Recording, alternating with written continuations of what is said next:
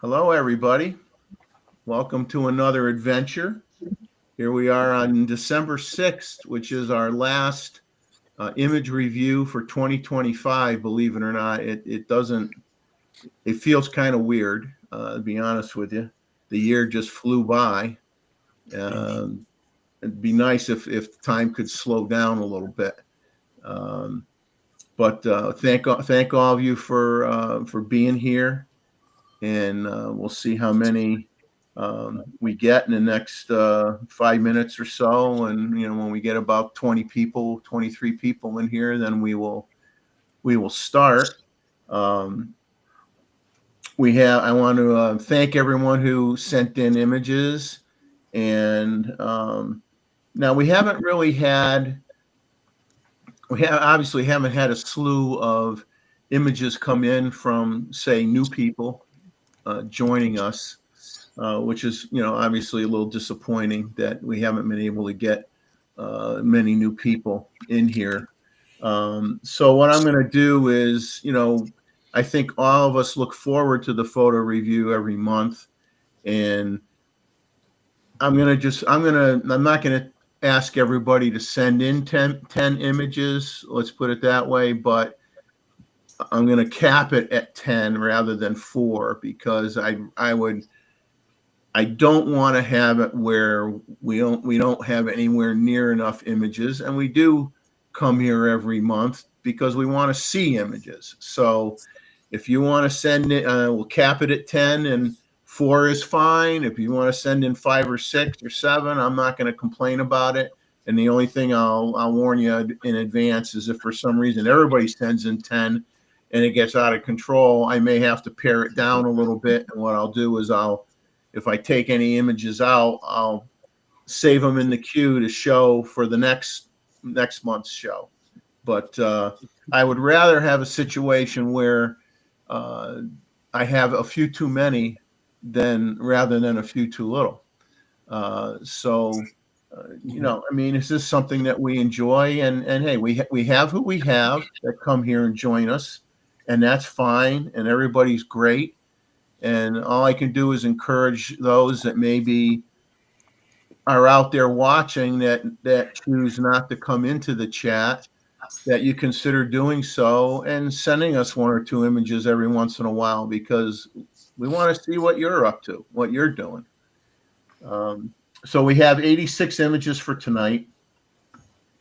And like I said, this is our last image review for the year.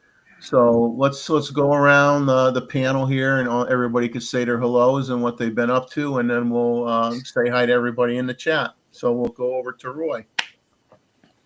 Today I've been trying to video a kookaburra, but too many voices in the background. And what are those voices called, Roy? His wife is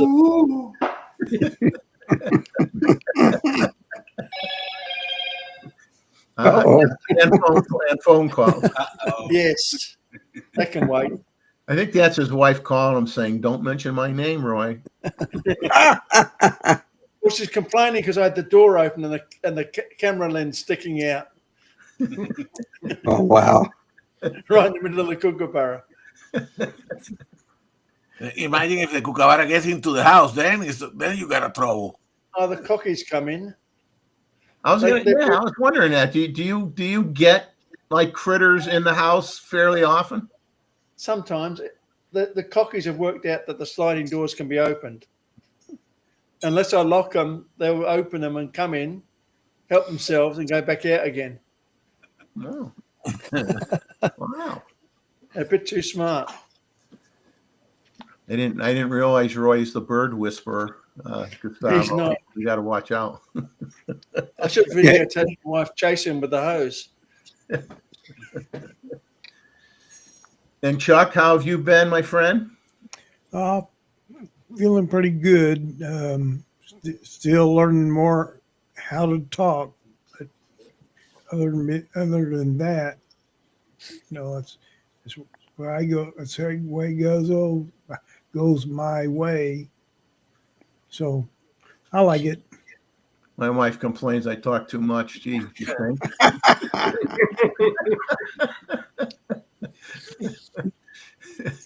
And Chuck doesn't talk enough. Yeah.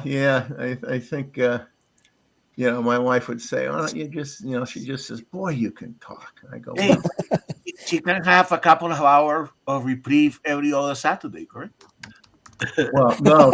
She warns me now. And she says, "Don't let the show go too long because you talk too much." So that's what she says. But Mr. Stewart, what's going on with you? Well, I've been getting ready with the Aurora presentation, and we've been having online meetings. And for anybody that wants to join, it's they can either send Jeff, myself, or Gustavo an email, and we can get them in there. Because last night we went on a tangent, and we had all of these NASA pictures that aren't available for the public to see. But You're gonna blame Robert for that. well, yeah, Robert's in here. Hello, Robert. and I wasn't going to mention any names. I'll mention the names. I know who it is. But we're doing good. It's going to be a new presentation. I sent Jeff, I think, 6 links of things for people to look at before the presentation. So then they could ask intelligent questions. And I expect Gustavo to have all the answers before the show starts. So we won't have to ask any questions. I like the way did he just slam all of us? He wants us to ask intelligent questions. How dare you? I like asking the stupid questions because then it makes you blush a little bit, David. Well, I don't think so, but anyway. Anyway, over to you, Gustavo. No, nothing much. I mean, it's getting here ready for the holidays. My son should be arriving tomorrow, and it's a little bit of a this early part of the winter. Nothing much is happening, and so just getting chill. And not many purchase during the Black Friday. There's only some camera management and rerouting here, upgrading my Wi-Fi, so when my son comes, I don't get a notification. Hey, you are using too much Wi-Fi. So apart from that, everything's fine. So he's going to stay a while there. He'll be there through Christmas. Yes, he stay here until January. So wow, yeah, good for you. Yeah, he's able to, at least during part of December, take some holidays and work remotely. That means that I lose part of my setup here because obviously he had to be here in the office. Yeah, he has to do some work, so he has to take his arm and go like that across your table and throw all your stuff on the floor, right? Exactly. But that's fine. I love it. And Randall, we know that you're having fun with pet control.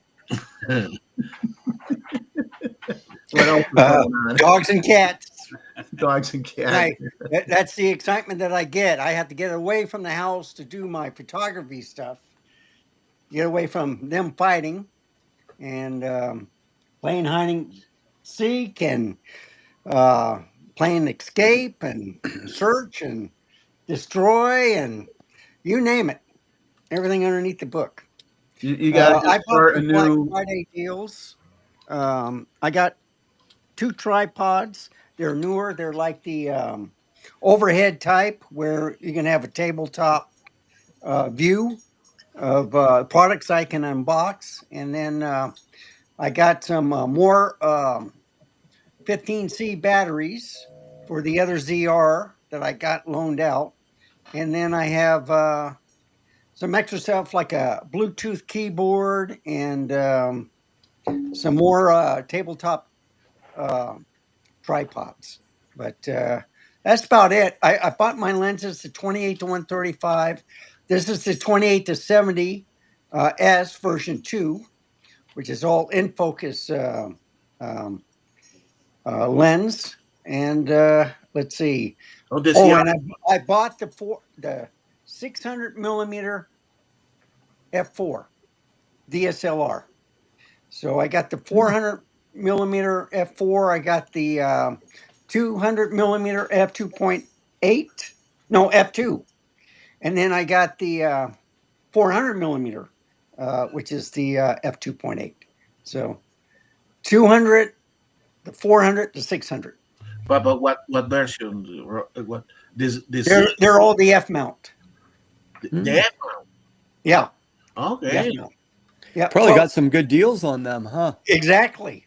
So why pay like 10,000 or more, for the newer lenses when I can get the old ones, and each one was used very, they were all in excellent condition. One was from an actor's director, which she only used a couple times and she just gave up photography. So I grabbed that. The other one was the 400 millimeter and then the 200 millimeter f2, which I love. So I've been looking at the 28 millimeter, the 1.4, and I'm just looking at it. I haven't decided to get it, but they have a special deal on the 70 to 200S for 1,800 instead of 2,800. So I'm trying to figure out which one I want, one or the other. So Come on, Randall. You know you want to check the box that says all of the above. well, I know I'm getting there.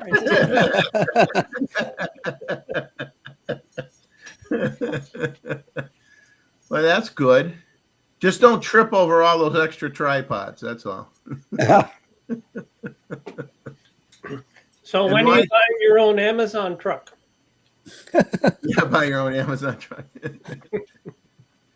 Or maybe Randall, when he retired from the post office, they gave him a post office truck as a going away present. I don't know.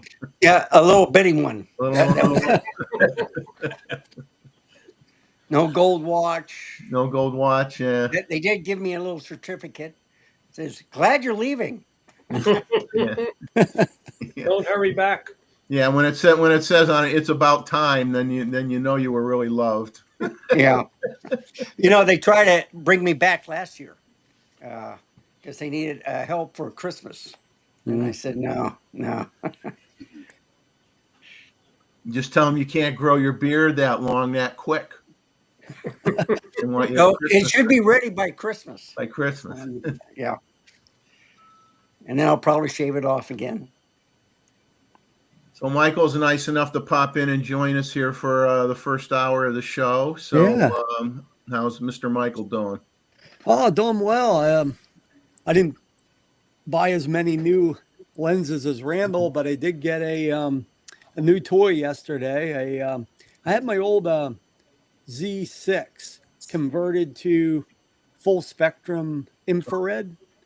Oh, wow. And, so I just started to play with that. Winter's not probably the best time to start learning it, but I got they have like clip-in filters that they're magnetic and they just clip in.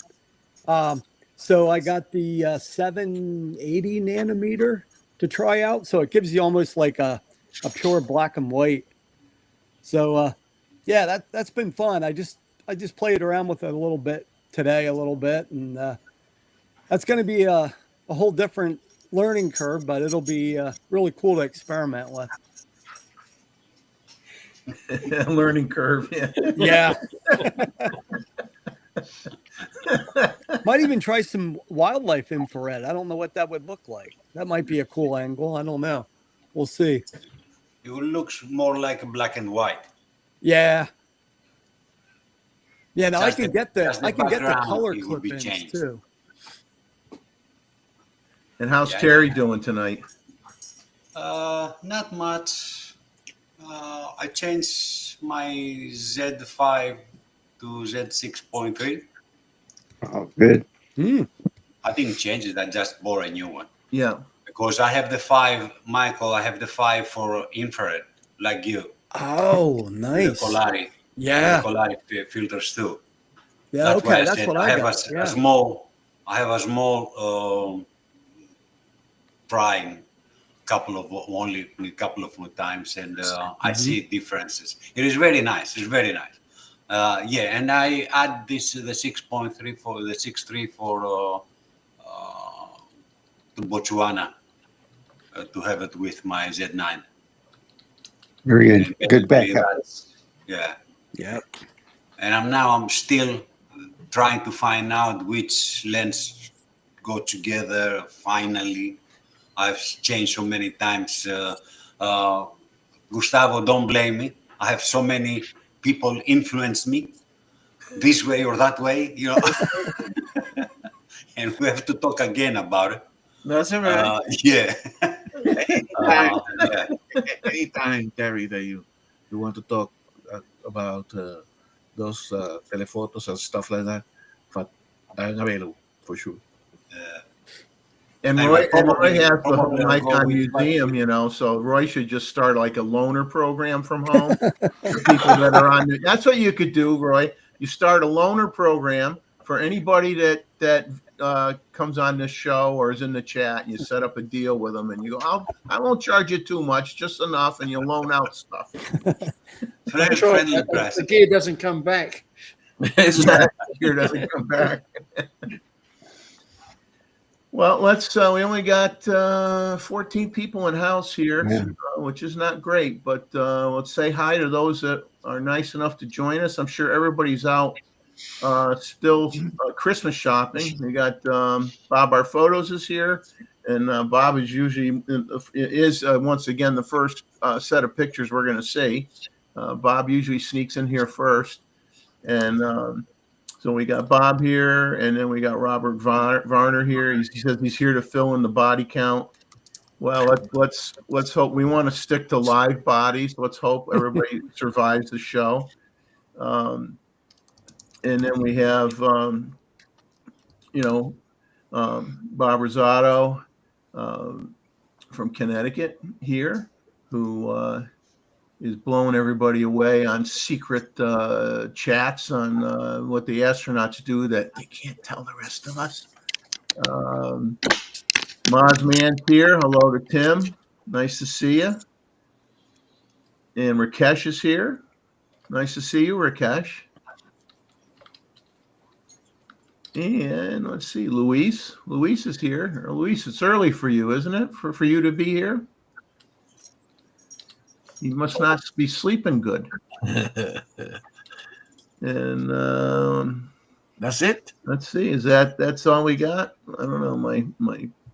We got to have more people in here. Did you get Lewis? David Stewart said Anita's in Portugal right now. So Luis, too bad you didn't know Anita was going to Portugal. Maybe you guys could have, met up somewhere and said hi to each other. But you No never know. quantity, but very nice quality. Oh, he's on night shift. He's on night shift. Okay. All righty. That's why he's here. All right. So let's get started. And as I said, we got 86 images. So give me a second to share the screen. And then make it bigger. We don't see it. We'll share it. Share it and Make it really big. make it bigger. Boom. Okay. Then I got to bring up the app on the front here for me. And I'm gonna move over my cheat sheet, I think, so it's easier for me to talk about these. Give me a second more. Okay, so the first set of images with the first group of people we're going to have images from is Bob Reppert's up number one, and then we got Terry's images after that.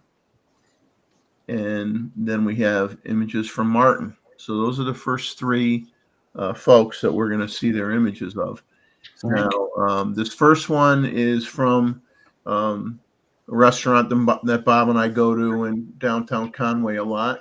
All the images that you're going to see from him, he shot with the Z5 II and the Z24 to 120 lens.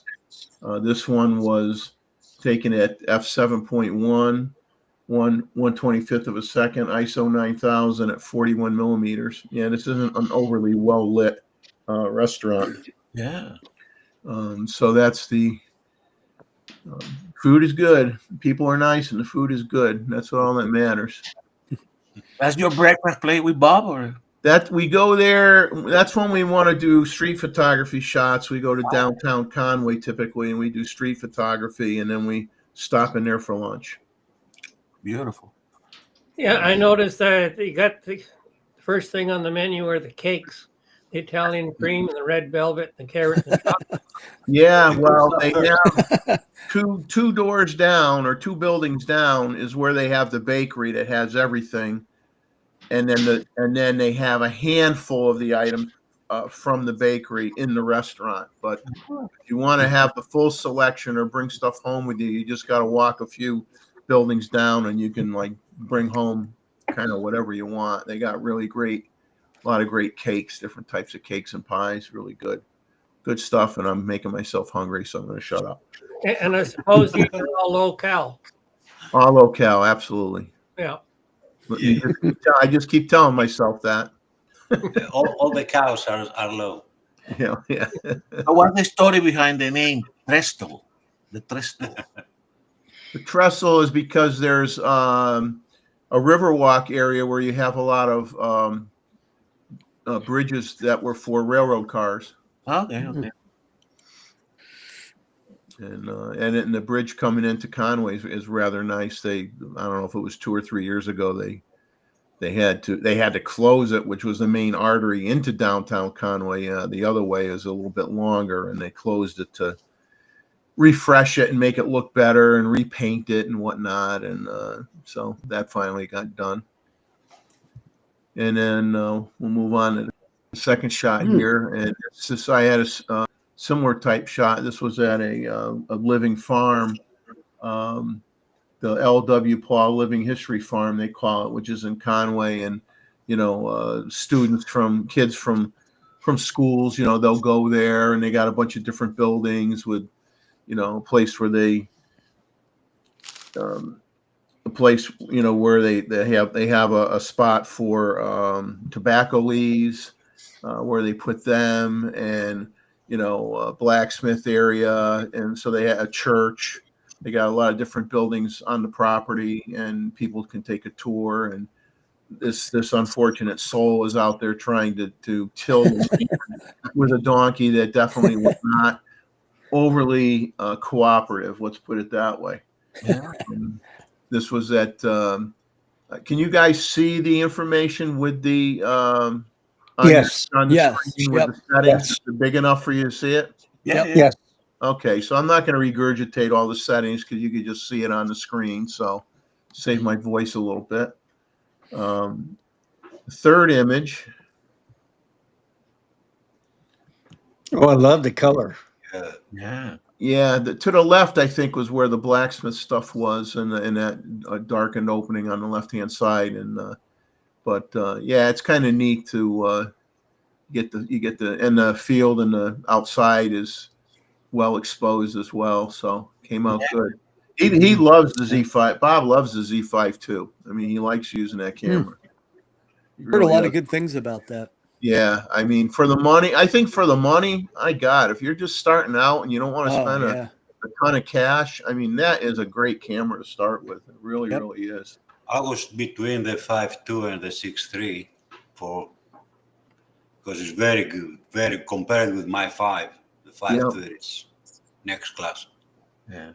And I love the Bob managed to get some, the background, all that frame, woods and reeds, but also there is sufficient detail in the inside the barn or whatever the building is, right? So it's very well exposed, and I'm sure you had to bring the shadows and all that kind of stuff. So well done, Bob. I love it.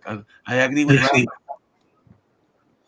And the next shot he took was of, this is inside the Welcome Center. Oh, And they do have jarred Oh, wow. items that are jarred that you can buy.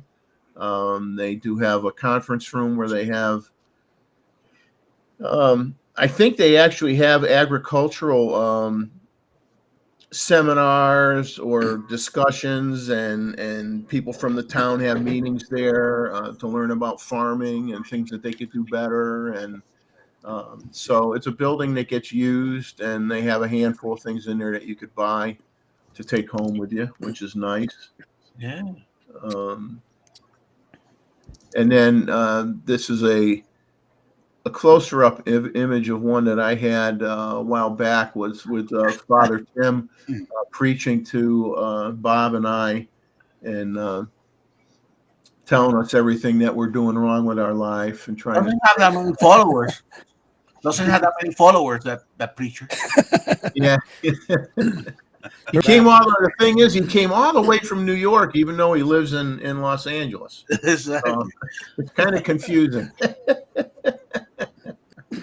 Was he keeping you on the straight and narrow and say, don't buy Canon or Sony?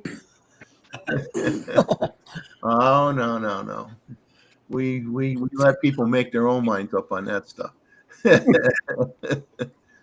But that's it from Bob. Bob, thanks a lot for sending those in. And I know you're glad to be first so that you don't have to stay up till midnight to see your images. The question that we have to ask Bob is whether he watches the other images afterwards or not. Well, he does. If when he crashes, he watches it the next morning, and he watches the whole show, which is nice. Nice of him to do that. Number. Now we got Terry shots coming up, so I'll let Terry talk to these. Why do I have a feeling that there's some nasty things going on in the chat that I can't see? I don't know. I just have that bad feeling. Either Mozman's making a comment. I don't know. You see it there. You know, I mean, just my psychic powers are just telling me there's something going on. I'm sure there is. Standing room only. Okay, I snuck over and looked at it. Okay.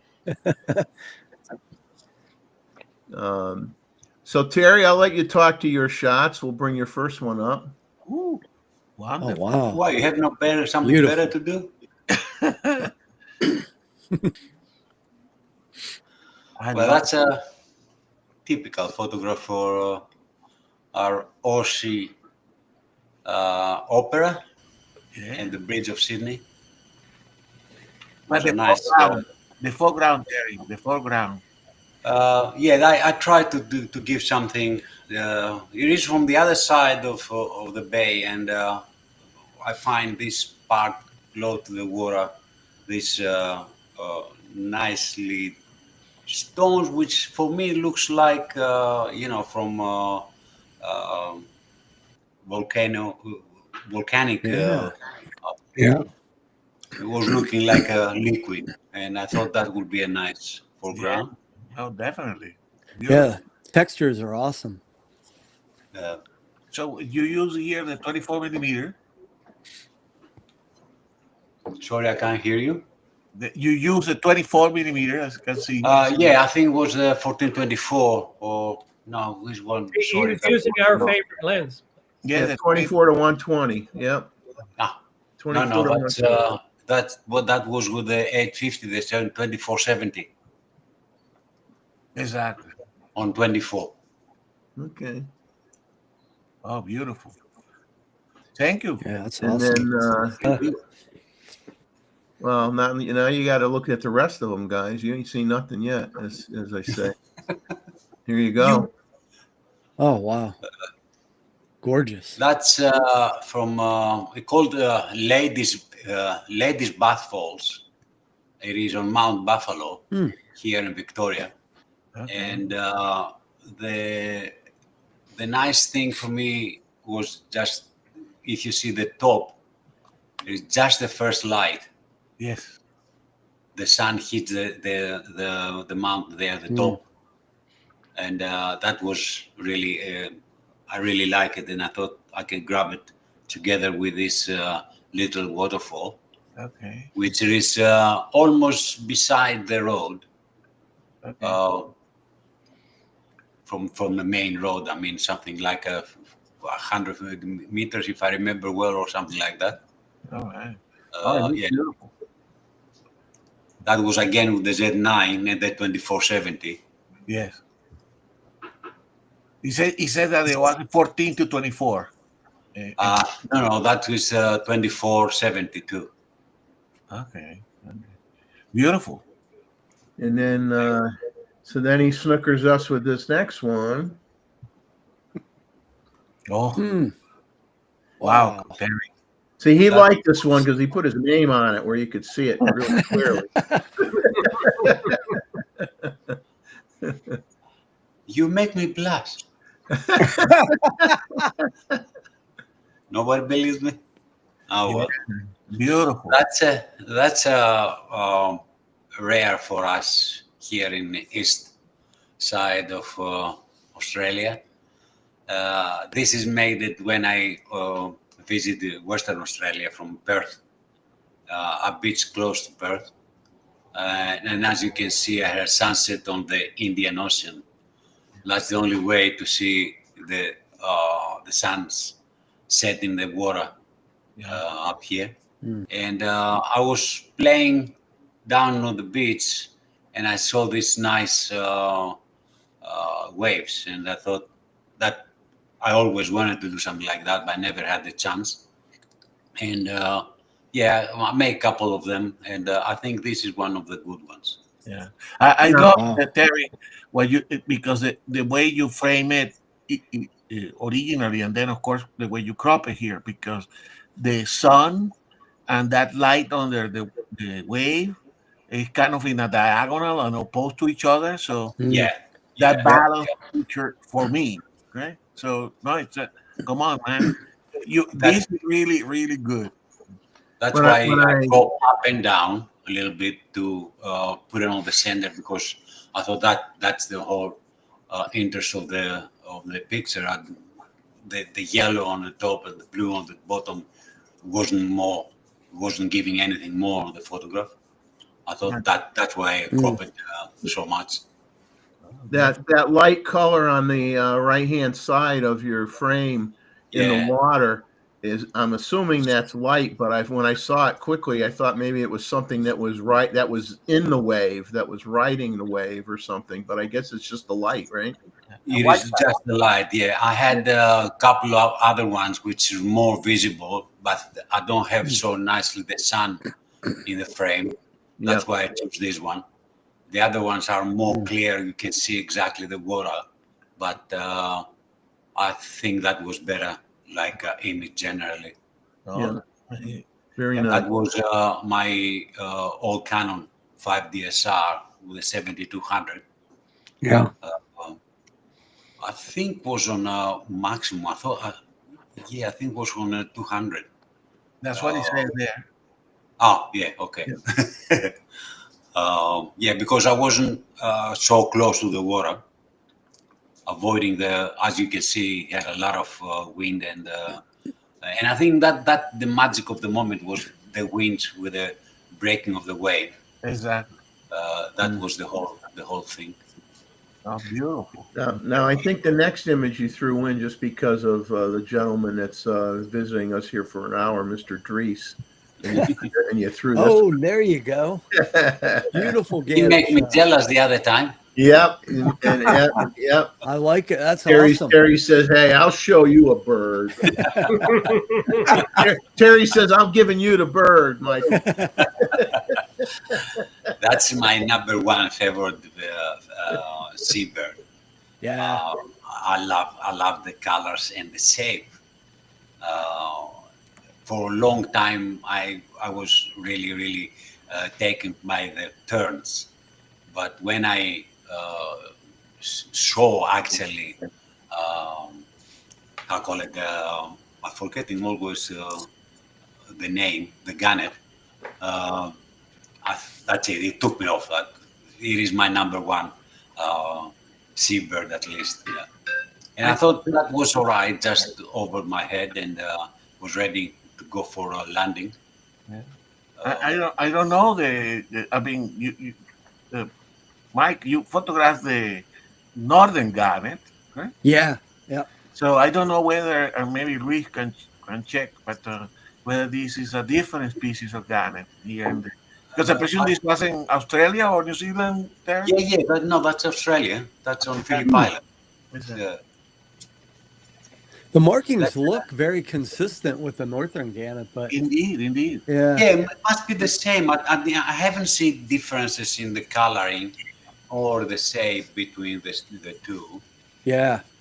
but they may exist, and I haven't noticed. I can't be 100% sure anyway.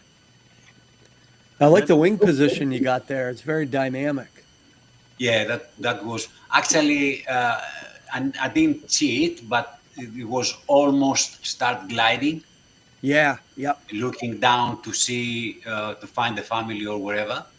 And then a few seconds after that, start to really go slow and go down. But I chose this one because of the position of the wings. Yeah. How big was the colony there, Terry? This time it was a really. It wasn't many. There were only few because Okay. the place had been taken off by the terns. There were about okay. 3 million of terns there. Okay. We have an island called Phillip Island, and on the bottom of that there is a very small part which is actually protected. You can't stay after sunset there. And every year, every month or two, they change nesting. Other birds takes for a time, and then other ones change over. This time when I go there was the terns, and there were thousands of them. And I think I have sent a photograph before, the terns and the babies together. And in this time, there were few gannets around, and I was lucky to grab this one. Yeah. Well, they always stick out because of their size. Yeah. Oh yeah, and the color, my Yeah, God, the yeah. colors. That's so beautiful. Yeah, they're gorgeous. Yeah, that was with the Z9 and the 400. Now your last Awesome. shot, what you were trying to make us feel a little small here with this shot. Yeah. Ooh, Now wow. I understand why you give me. That's why now I understand why you give me the rein to talk about my photographs, because you want to avoid again to talk about the names in Iceland, isn't it? Absolutely, because you put Isn't them that in the there truth? and you challenge me not to screw them up. But when you're on the panel, I don't have to say a word. I love it.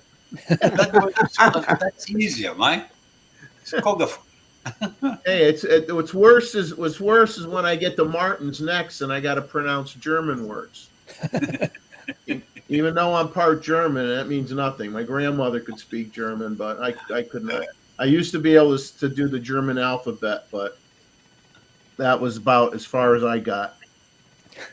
That was a long time ago. So I That just actually is the number 5 of the Skogafoss I sent you during the last year. Yeah. And a friend of the group, he was going around, and we asked him to go close, and he sit there with the red jacket. It was really nice. It shows the size. That's the main point. Yeah. The size of this beautiful waterfall. so Yeah, it makes you see. Yeah, what having the person in there, it gives you you definitely understand that Yeah. that is a very, very large And it was waterfall. about 100 meters away. Yeah. So Terry, I just look at it. So the one that you have down in Australia is called Australasian gannet. All right. Oh, And there is wow. different than It's different, and Mike, and it has more the the top of the head, correct? Uh-huh. Mhm. It's rather yellow in the northern garnet. This one is more kind of cream color to brown color. Okay. So- Okay. Ours down here is more orangey. I think. exactly. So it's called. Oh, okay. Yeah. I send you the name. Yeah, that's all right. Yeah, I'll take it. Yeah, that's. Uh, As I said, it may have some difference, which I haven't noticed because I'm so excited when I see one of these birds. Oh no, they are beautiful. They are beautiful, for sure. Well, that's it from Terry's batch that he sent in. Thanks as always, Terry. Thank you very Thank much. you. Impressive, Beautiful Terry. set, Terry. Yeah, great work, Gary. That 100 and 400 millimeter is a good lens to carry with. So, Well, Yeah. yeah, I sold it to buy my 400. oh man, okay. I'm not sure if I've done the right thing, but No, because I I have the 180 to 600. Yeah, and, that's true. it's covered, and some tests have say some things, which the 180 600 is a bit better. And I always wanted the 400 because it's a marvelous lens and so light. Yes. But thanks again for the images. I always look forward. Thank you to for them. having me. That's Oh, Excellent. thank you. Martin's the next one up, and so I'll have to read from his notes. And he's been lately, when he sends stuff in, he's been taking pictures of the area where he lives. And I'll start off before I show you the first picture. I'll just, I like to read off what he writes to me about. So he says, Wiesbaden has a camera store again. He says, I am more than happy. He doesn't have to drive to Frankfurt now to get his equipment anymore. He says, and it is even a good one, a small chain. Oh, brother, here we go. First tough word called Leistenschneider. I think I got that right. Yeah. He says, he got a Nikon ZF immediately a week after their opening. He says, All right. day was way too busy for him, but he says always Why been wanting this camera, and now he has it, and he got the 26 millimeter pancake lens with it. Anybody sees the photograph? I can't see. Yeah. it. No, I didn't put the photo up yet. Oh, sorry. Okay. This is just him talking before we get the photograph. We like I thought them that- seed. I thought that was frozen. That's why. Sorry. No. So he says they made an incredibly good price, way below the Nikon winter promotion when he got the camera. He says he could not be happier with the buy. They made a new loyal customer quite fast. He says the new camera is part of a photo project for next year. He has a 4-month sabbatical upcoming next April, and he plans to use the ZF and the 26 millimeter exclusively. Oh boy. Now he says, on to the photos. So now we'll bring up the first photo. On to the photos. The first two that you're going to see are pretty dark. He says, dark not in terms of exposure, but dark for some in terms, many, I guess, in terms of content. It's dealing with Germany's Nazi past, and he's hoping it's not too heavy, sad, or depressing or political for the show. And I assured him it was not. History is history, and there's History is nothing history. wrong with sharing history. He says, it's really hard to find the right words. Feelings of guilt and shame come to mind. He says this first picture, the story here, is the night of November 9th to 10th, 1938. The synagogue in Wiesbaden was burnt down. The once magnificent building was entirely destroyed. On the outline of the former synagogue, this monument was erected to remember the crimes that started that night. In my hometown alone, over 3,000 Jewish citizens were deported to ghettos and concentration camps to be murdered. The monument shows the names of all Jewish citizens of Wiesbaden that were murdered and the date and place of their death, if known. As you can see, someone put flowers on the monument, and kind of hard to, very, very hard to see in this image. You'll see the flowers in another image here. And he says, I know I'm not responsible for the crimes of my grandfather's generation, but I am indeed responsible that it will not be forgotten lest it happens again. To me, this is a very important place. And you can see he shot this with the Z6 II with the 50 millimeter 1.8 lens, and other information is at the top of the image here. Well said, Martin. So I will show the close up image of the wall and with the inscriptions of some of the names. Oh wow! You can see the flowers laying there. I love the way you framed that. Yeah, it's a very Very poignant. it's a very powerful image. This image Yeah. is to me. It is. And my The red Eesh. really, jumping around here, moving my. Oh, great! Everything's going squirrely here. the red really pops, correct? Yeah, there we go. sure does. Perfect. Perfect. So yeah, this is he did a That's- wonderful job. It adds to the solemnity of the situation here with the red. Yeah, I mean, my grandmother came over to this country to get away from what was going on. So, yeah, it kind of makes you think about a lot of things, doesn't it? Absolutely. Yeah. But anyway, the next shot that he sent in, he says this photo shows a view from the highest point of his local mountain range, about 2,900 feet, towards Frankfurt, which is under the clouds. He says he loves cloud inversions. Yeah. He lives in the valley. He says where it's all gray, cold, and depressing down here. And then you drive up to the mountains and it's sunny and warm. He says, as you can see, we still have some fall colors in the forest and no snow yet.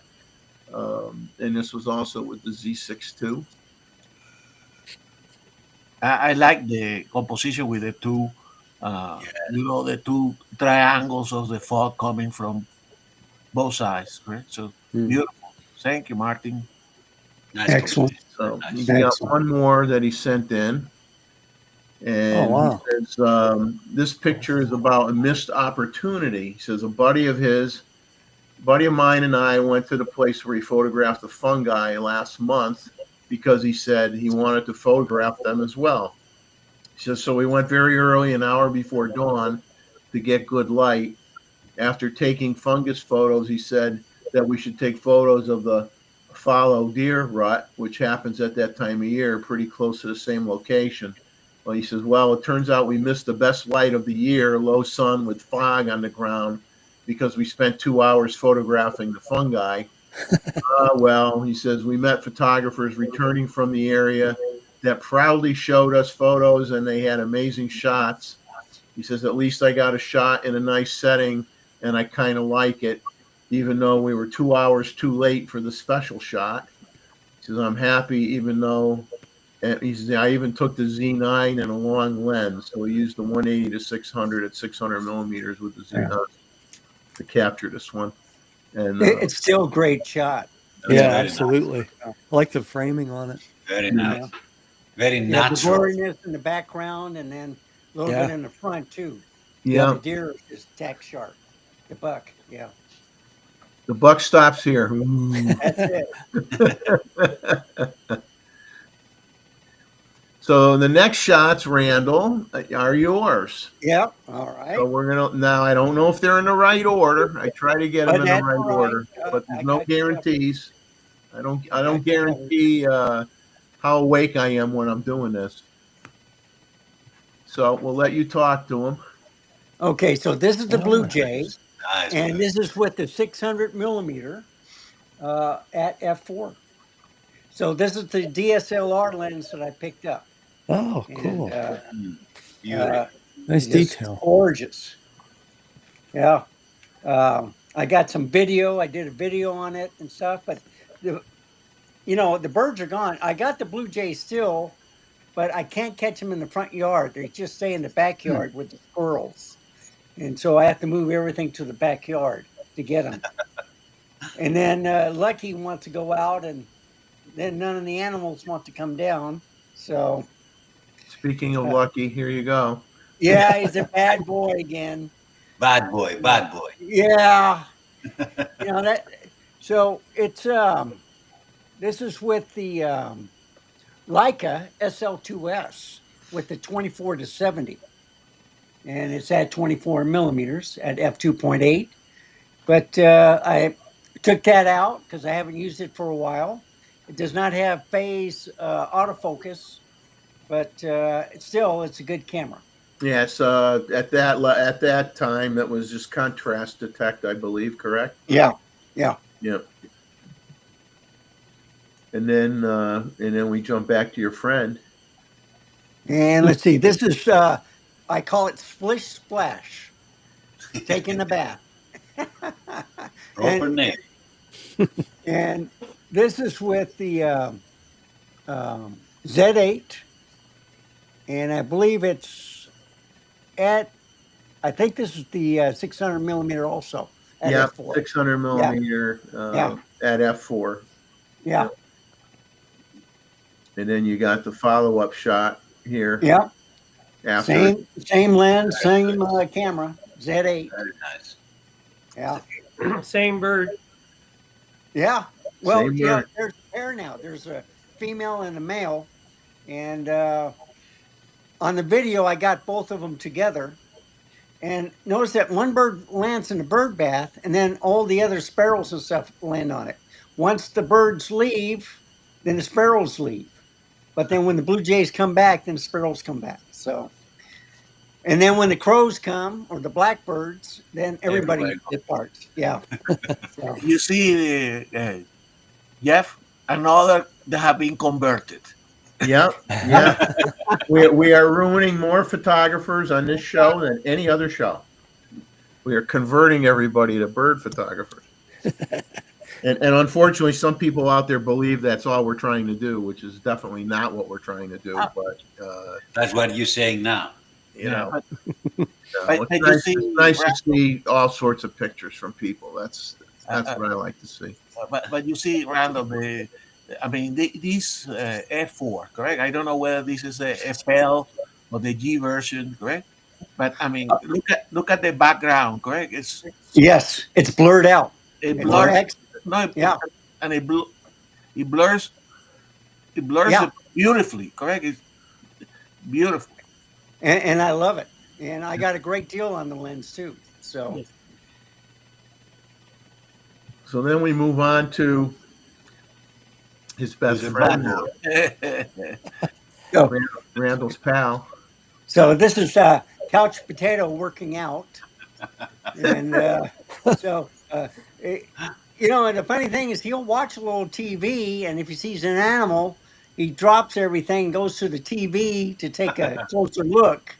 But usually he's either on the couch or he'll jump from the couch onto me, and which I'm taking this shot from, and he thinks he's a lapdog. So, but it's the same thing. It's a 26 millimeter with the Z8, and you can see his little squeaky barbell right there. But he loves that thing. He tore up his Kong already, chewed it up, took out the stuffing, had to take it away from him. So then I gave him these, and he has two of them. So he has one outside, one inside, and he drives me crazy with it. He's always chewing on it, squeaking on it. Well, don't blame And him. then when he goes outside, this is his friend. Yeah, yeah, Mr. Pickaboo. So this one, I think, is also. Oh, this is the Z52. Okay, and it's. I think it's the 18 to 140. Yeah, that's Yep. what it says. 18 to 140 at 140. Yeah. Yeah. So, I was trying that lens out, and it's a crop mode, but still, it's pretty good. And it was at 6.3. So, Yep, No. 6.3. Yep. yeah. Now you have to do peekaboo with a 600. Yeah. Well, now I got four of them. So he got himself a wife, and then there's two other squirrels that are black. So he's kind of like a red squirrel, I guess that's what you call them. But then there's two black squirrels that are coming back to get the live oak nuts, and Acorns, they're yeah. fighting for territory. Yeah. And then this guy's just watching. Yeah. He's watching the squirrel. Yeah. Like he wants the squirrel. That's what I called it. And this is the 26 millimeter at f2.8. This is the pancake lens. And this is what Martin wants to use with the ZF. So it does focus breathe a lot. So does the 40 millimeter. But the 28 millimeter I like because it doesn't really focus breathe. And now with the new focus limiter, that should help quite a bit. What I usually do with the 26 millimeter is I'll focus and then I'll put it in manual focus, and to keep it from focus breathing. But it depends on that. This was a cloudy day, so it was no problem. But you can see how sharp that lens is. It's just Yeah. unreal. Good detail. Yeah. Yeah. And there he is working out. So he jumped off the couch and he's coming to me and he's ready to jump on me. And he says, okay, let's play. It's time to play. And when he's not good, Randall now puts him in a maximum security cell. That's right. That looks like you could put anything in there and it ain't gonna break out. Yeah. And you notice that the cage are on wheels. So I can move him around if he really bugs me. I can move him into the garage. Threaten Now, to shove him outside where he can't chase the squirrels. That would be torture. You put Lucky in the cage outside where the squirrels are running around. Yeah. He will break it. That's how you test how good that cage is. Yeah, it's a great escape. Well, thank you, Randall. As always, you're always trying out different lenses with different cameras. I think people appreciate that. Yeah. Nice stuff. Very good. And the next folks we have coming up is the next shots are from Jeff Sluter, and then we've got images from Anita Stewart. Which, David, if you want to narrate them, you can. Otherwise, I'll read off the script. I'll let you decide. And then we have images from David himself. So we've got those are the next three contestants on The Price is Right. So we will bring up Jeff's images. So his first shot Oh, beauty. is Nice color. squirrel with a beautiful fall coloration, nicely blurred in the background. Yeah. He said he shot this like 30 minutes after sunrise. And this is with he has his, this is with the Canon RF 100 to 500. And Gustavo, correct me if I'm wrong, because I believe he has the R3, correct? I think so. Yeah, because he didn't know what the camera was, but I'm pretty sure he has the R3. And so his next shot, Definitely lovely with that color, correct? Oh yeah, Beautiful background. yeah. I don't get color like that where I live. Down here in Myrtle Beach, boy, I only got just pine trees, so nothing exciting, no color at all. I miss Connecticut when the fall is, when it's fall time. Yep. So now he got this. He says this is a rather large whitetail buck. He says he doesn't normally shoot images with ugly man-made stuff in the background, but this deer was the biggest one that they saw out this season. He says, of course, with all the family things going on and moving, we did not get out for the rut as much as years past, but he did manage to get this image. Good. And then he got now the next image, he says, this is how we like to see deer. Yes. This buck was hot on the trail of a doe that had just moved through 5 minutes or so earlier. He was rubbing and scraping on everything in sight, pawing at the ground, snorting, basically totally into the day's activities. As white-tailed deer bucks lose all sense of self-control and decorum during the rut, because he enjoys being out there with them and capturing them on photographs. He says, if what I saw the couple days he was able to get in the field this year are any indication, he says he thinks the next generation will be plentiful. And then this shot I really like. This is an interesting I shot. I like the pose. Yeah, Ready to go. ready to go. This is the red seed, he says, is from an American, I never heard of this plant. He says the red seed is from an American wahoo plant. Some call them heart subustan, but they really are two different plants that you see here. The brown seed head is an invasive teasel, and he liked the contrast and colors. Very, very simple, but Very nice. beautiful shot. Did he put a cherry on that? No, that's The that cherry on the seed top. from a different plant that's on top of that. What he calls teasel is the brown brown object, and the red is the seed from the wahoo plant, just laying inside of it. Definitely cool. He didn't. There was no fakery in this image or props used.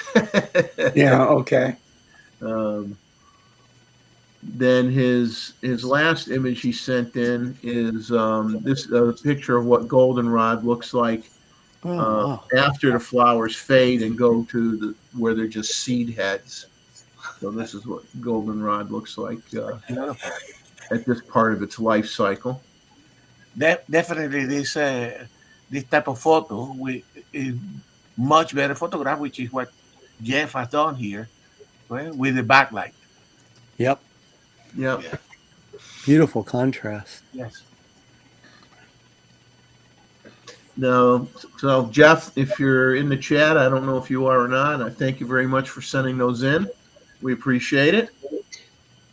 Now the next image is, David, you want to talk about Anita's shots, and I don't know if they're in the right order or not. Well, I'll talk about them. Anita shot these at a relay race, and they're all shot in sequence, or they should be in sequence. And as each rider has 4 horses, they ride a horse around the track, and then they go grab another horse and go around. But as you notice, there's no saddle, and this guy is wearing no shirt. The horse knows what it's supposed to do, and they don't want to hang around. They just want to go. And these are all Native American. This was called the Indian Relay Bareback Horse Racing, just so you know why they're not wearing shirts. The bareback has to do with the horse, no saddle. Yeah. I thought it had to do with them having barebacks too. Oh, but anyway, this guy is all into it. So there's one guy holding the horse, and he's trying to get on. And I think the next shot, when you go to it, you see that he's still not on. Oops. And whereas the other two bays, they're the guys are just barely on the horse, if at all, and the horse is gone, Oh wow. Yeah, Yeah, he's trying to help that one. Yeah, And the guy here can't he is. get on. He's still not on there yet. And like these horses, they want to go because they know what they're supposed to do. And if you're not on, TFP. This will make a great Three Stooges episode. All right. And here he is trying to get on again for the second or third time. And if you go to the next one, I think he is on. Yeah, there he's on. Yeah. And like he still doesn't have a hold of the reins yet, but Yeah, he's holding on for dear life. there he goes. There he goes. Yeah. And what Anita did in this series is she just covered the one rider, you know. Oh, And, yeah. and this horse is That's galloping cool. already. Oh, wow. We I know think that guy on the right's yelling, "It's about time you got on the horse." Yeah, we know Anita really knows how to photograph horses. yeah. So, David, is this near Calgary or where is this event? I don't know where Anita shot this, Oh, okay. you know, but like this is a bona fide racetrack, and these guys they really got to practice, you know. This looks like it might be the Sutsina powwow and rodeo just outside the city there near Bray Creek, maybe. But wherever it is, you do not want to fall off with the amount of protection that guy's got on. Yeah. Is that Joey's voice I hear? Joey's in here now. Buongiorno. Huh? How you doing, bud? You can't disguise the Canadian accent. I'm sorry. What about that? No Yeah. comprende. And you see the guy in the back, he's just trying to get on. Yeah.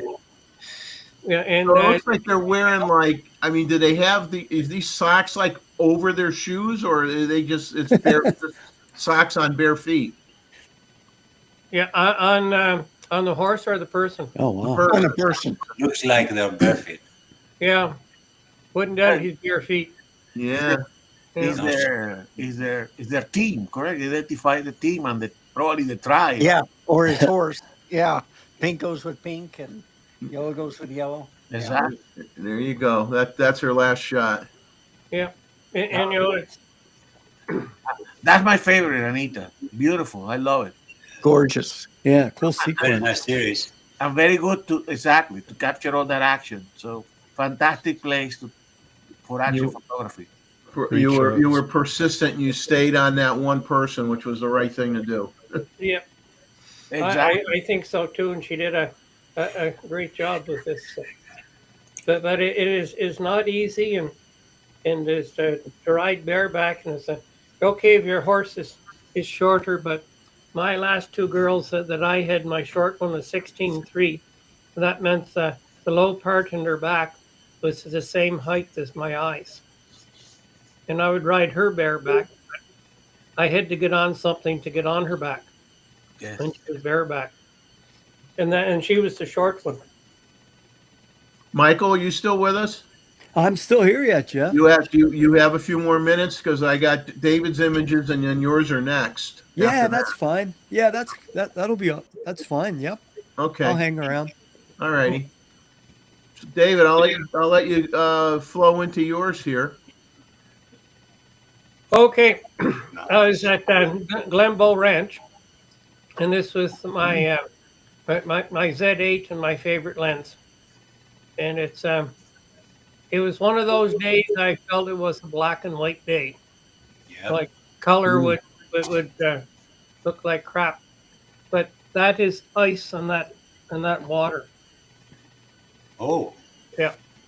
You know, so Obviously, the fence. yeah, The fence there create a very I'll nice. go back down. yeah. It's a fence just to But- keep the animals out of the water. Yeah. Because Nice. this is still a working ranch.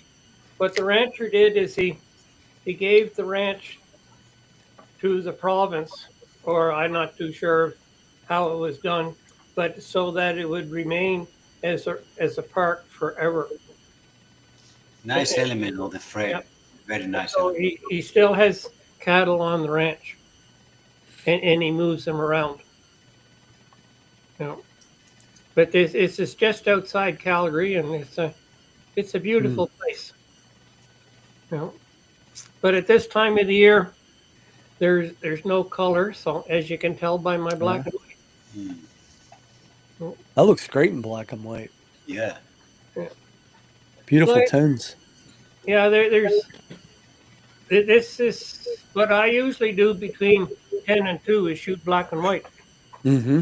You know, And, Oh and- yeah, because you could get a good image with black and white, and color, forget it. Be all washed out. Yeah. Yeah. You can go to the next one, please. Oh, yeah. And those are real mountains in the background because there's no trees on top. My definition of a mountain is if there's trees on top, it's a hill. I don't care how high it is. They're clearly mountains, man. Oh yeah. Yeah, and all four of these pictures are all shot in the park, but within an hour and a half of each other. So this is the Bow River as well, or not? Yeah, it's the Bow River. Okay.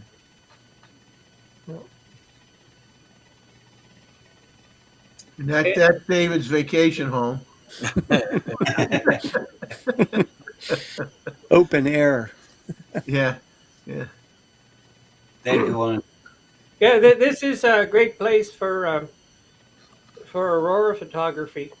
I do go out here on occasion to shoot the aurora. Are you taking the aurora with this in the foreground? With this? That would be nice. Uh, you wouldn't see it because you don't really have access to this field. Okay. But like I shot this with my 180 to 600 at 600. You know, and Oh. They're far away. yeah, it was quite a ways away. And when you're there, the hill to the left would be too high to see the aurora over.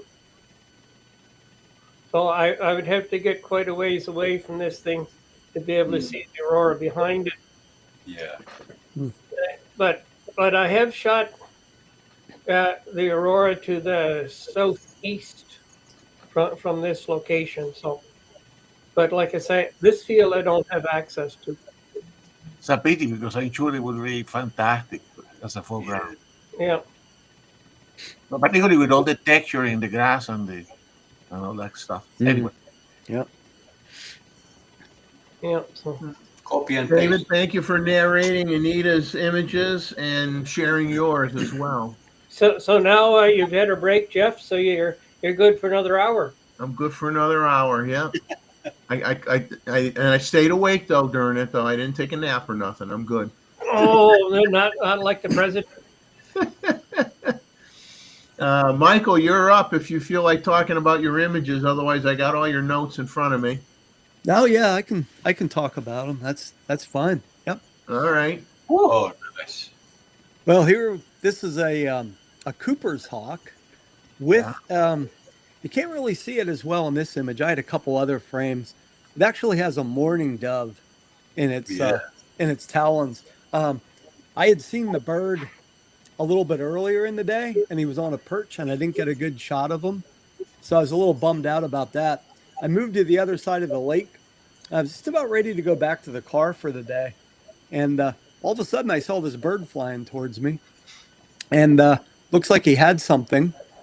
So I just started. I got focus locked on him, and he was heading straight towards me. And then finally he realized something was kind of odd looking standing in front of him, so he veered off a little bit, and that's when I got this shot.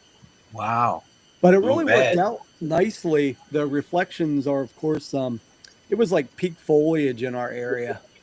So you kind of get the nice, I think it would have been a cool shot without the reflections because of the, having the action there. But I think the Oh, that's reflections nice. just As it is, man. really add to it though. Yeah. The color's beautiful with it. Yeah. Yeah.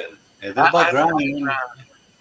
Mike, I mean, these require a lot of skills because I'm sure this was handheld, correct? What's that, Gustavo? Handheld. Handheld. Oh yeah. It was definitely What we handheld. planning Yep. with that bird and a Cooper hawk, it's not moving slowly, and then you are at almost 600 millimeters. So no, there is a lot of technical achievement also on this one. I tell you, That is impressive. Yeah, and you shot it at 1/1000th of a second too. So Yeah, you know what? My compliment for sure. yeah, you I got away wish with that one. Well, you know what? I wish I would have been a little faster. It just happened so quick, and I I even have a button set on my camera that it'll pop me up to 1/3200th of a second, like when I hit it. But in the moment, I just forgot. I forgot to do it. So I mean, this is as good as it gets. Yeah. Yeah. I'll be honest with you. When I saw your description that it was on what kind of bird it was, and I was laughing so hard because I'm like always joking about about those birds, and I'm saying they're the dumbest ones of them all. They're always at the very top of the branches. There's no foliage on it. They just stand there, and I'm like, you're just perfect. You're like bait. You're like bait sitting there for these predator birds that take you out. yeah, And when you said, "Oh, it was a dove," I just started laughing because I'm like, "Yeah." I always say they're the dumbest ones. They're always wide out, and they're out in the open. They're at the top. They think nothing's going to happen to them, and then, bam. I think they rely on their fast flight, their erratic flight to get away. But obviously, a Cooper's hawk can pretty much follow anything. So Oh yeah, And for me, the Cooper Hawks and the Char Chimp, right? They are both kind of similar in their behavior. yeah, I see them either when they show up around and everybody vacates, correct? Everybody disappear for 2 hours because birds fear them, right? If they detect them. right. Or Yeah. you see them with something in their talons.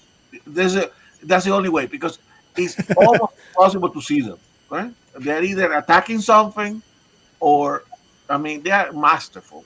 They are. So Yeah, they're great. beautiful birds too. Oh, I'm sure. yeah, I they mean, are very nice. you can even see here that for you guys that notice here, you can see even the red in the eye, correct? So Yeah, yep. They got that Fantastic. demonic looking eye. Yeah. Well, we'll skip to your next image here. All right. This is a Yeah, nice, this. as they say, minimalist photo.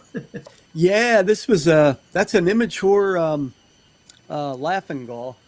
That was at I was down at the Blackwater National Wildlife Refuge, Eastern Shore of Maryland, and out there for the evening. Beautiful light, and I was driving along with the car. There's like a loop drive, and I just saw this bird, kind of like walking around back and forth on the road. So I got out of the vehicle and I was down on my stomach there taking that shot. I wanted to get a really low angle, wow, you did it. kind of blur the road out.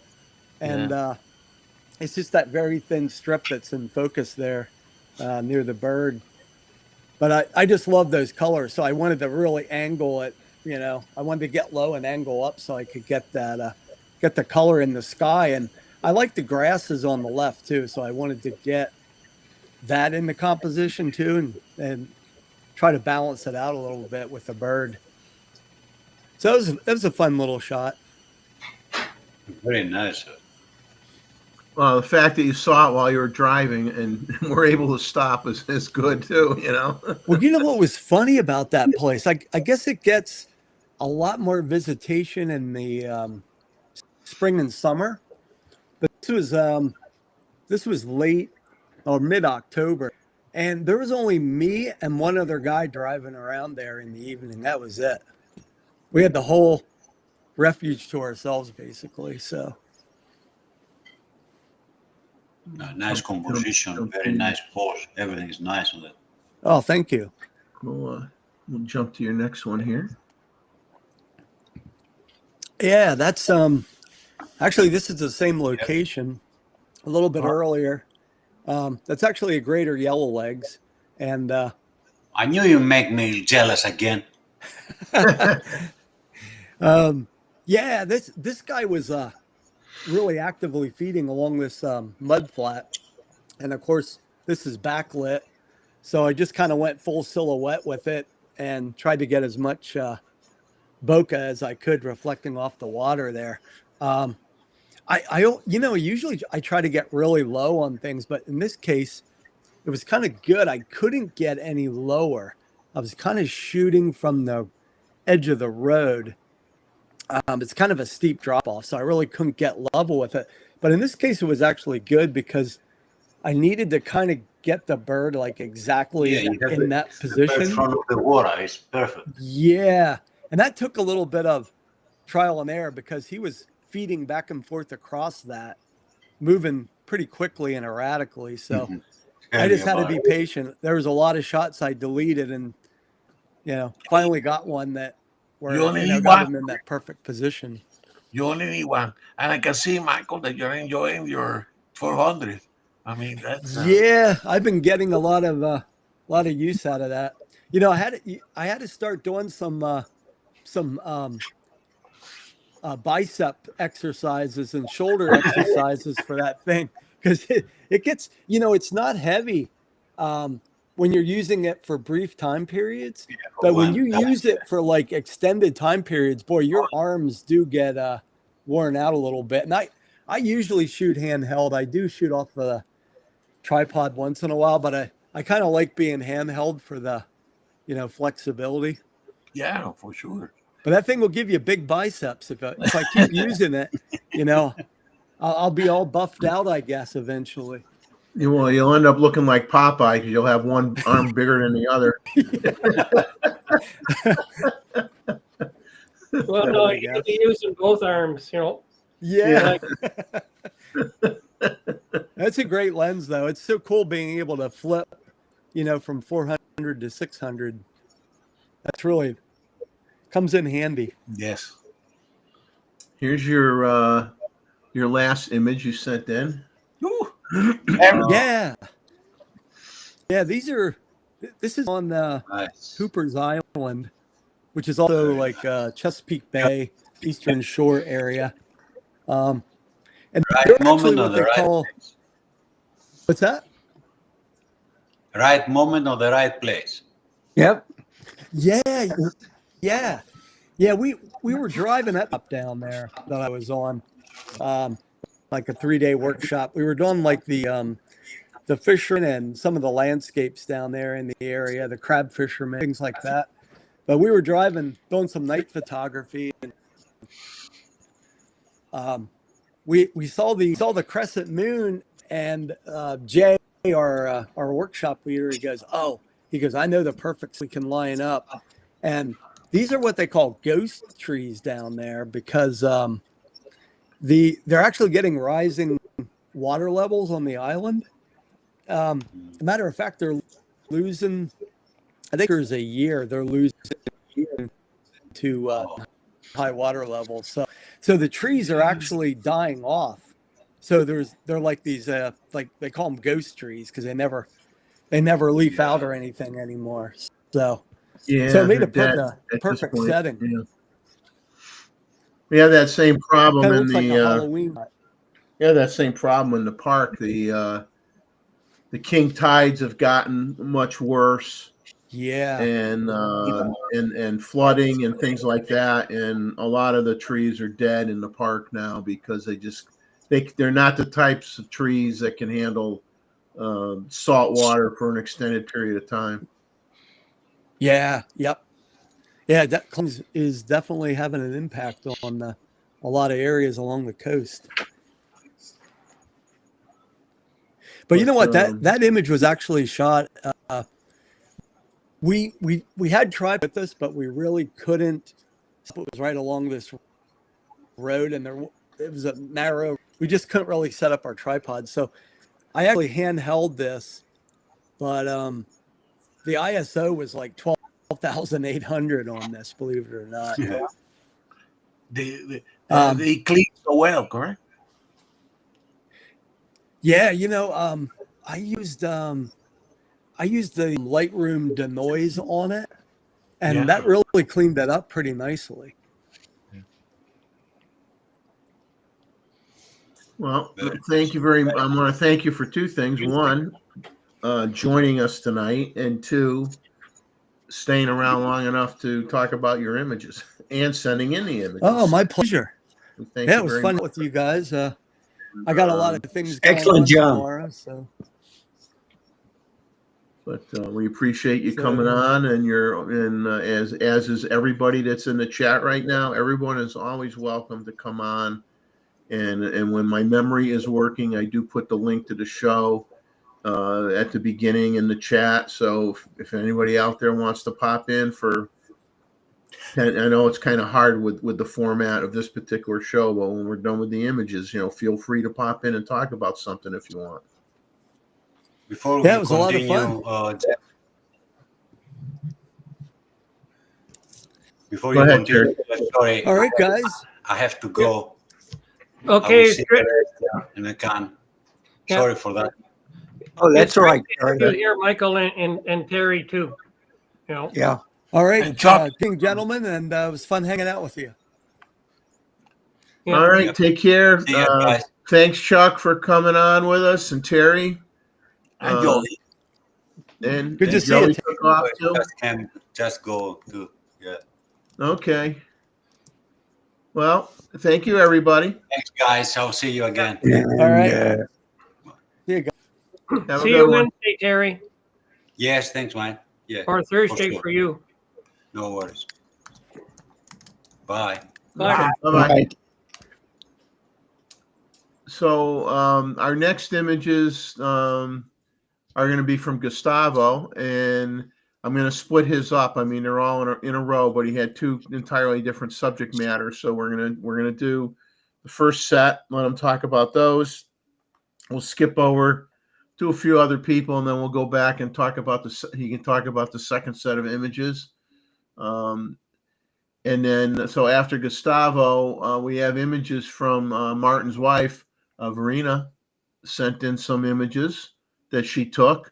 So that's great. We now have two female contributors to the show. So it's fantastic that she took the time to send some images in as well. And then after Verena, we have Luis's images. So that's where we're at right now. So let me bring up Gustavo's first image. Give me a second here. I'm trying to just get my cheat sheet up where I want it to be, and I'll bring up his first image and he can talk about it. Exactly. All right. Here we go. All right. So no, that's the second image. You have Okay. Yeah. There we so go. these, as Jeff indicated, have two different set of images. Nothing particular, spectacular, but mostly to show some different theme. Correct. So this is more in the architectural side. So these are from my recent trip to Ohio when I went to visit my son. I have the opportunity to explore Falling Water, which is the architectural masterpiece by Frank Lloyd Wright, right? And which is situated in rural Pennsylvania, north of Pittsburgh, I believe. Right? So we have visited Falling Waters before. By this time, the intent that we have was to try to get into the interiors and take one of the tours of the interior of the house. So I captured a photograph.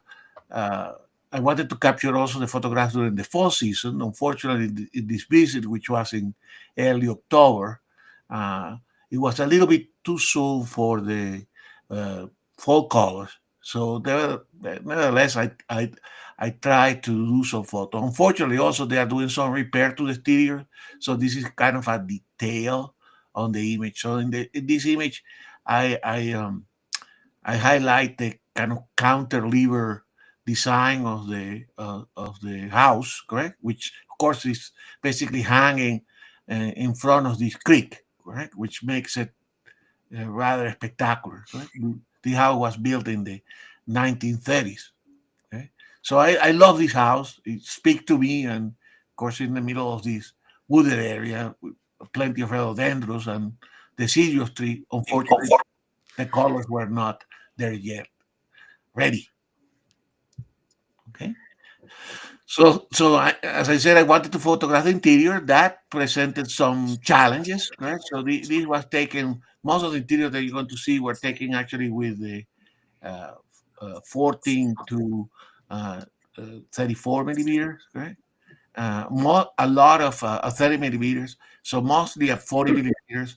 And of course, part of the challenge was to photograph in the middle of a tour without having all the people that taking the tour with you to be in the frame, right? So as I said, this is uh,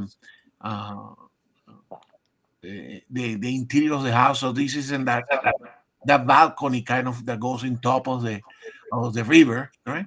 And obviously, I was hoping for a cloudy day, uh, so that I don't have too much contrast between the interior and the exterior. But it was actually very sunny. I didn't have the chance to get it on, but so I still like what you can do with this lens, right? All handheld, right? And with all this very contrasting light in the outside and kind of in the shadows inside the house. So the next photo is in that main living area, just over the chimney. By the way, this house, not only the exterior is made, it was designed by Frank Lloyd Wright, but also a lot of the furniture and the interior is also designed by him. Correct. So in this area here is in part of the main living area, correct? And you can see it's all made with also natural materials. So you can see with he used the local materials, the stones nearby in this area of Pennsylvania to actually put the ground, and it just have a cover of wax, right? So very natural looking and nice the way you integrate the landscape with the house. As I said, this house was so the next one there, Jeff. I just want to say I find it kind of interesting how you have like almost like a walking ramp with that stone to Yeah. get up to the fireplace is kind of interesting. And these are the stones that are part of the landscape, right? So Yeah. you build the house around that. So the house was built in the 1930s, correct? And it was lived inside the house until the 60s, right? With this family that commissioned the house, the Kaufman, which were a prominent family in Pittsburgh, live in the house, and now it's part of one of the most famous architectural houses in the United States. So I thought it was good to show something different, and of course using the 40 millimeter here. As I said to Jeff, um, uh, I mean, I would like to go back and photograph. I definitely want to photograph the outside of the house when they finish all the renovations and they get in the proper fall colors. But I tell you, consider that this house was in the building in 1930, correct? And I remember, visiting my grandmother's house and my grandfather's house. It didn't look like this. This looked like a house that you can live today, correct? So that tells you how avant-garde and modern this house was for his time. I bet you with all the natural, with the stone and everything, and the way he did it, that house is probably maintains a pretty even temperature most of the year, I would think. And you can go from that level this is on the same living area, correct? From that level, there is a set of stairs, correct, that comes from that cantilever area, and you can get into the water. So the people in the house could go and bathe into the water of the river, just going through the steps down. If you go to the first image, Jeff, you will see the set of steps that Yeah. you take from that living area, correct?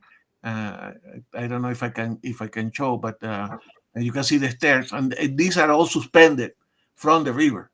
Yeah, Right? right Now, here.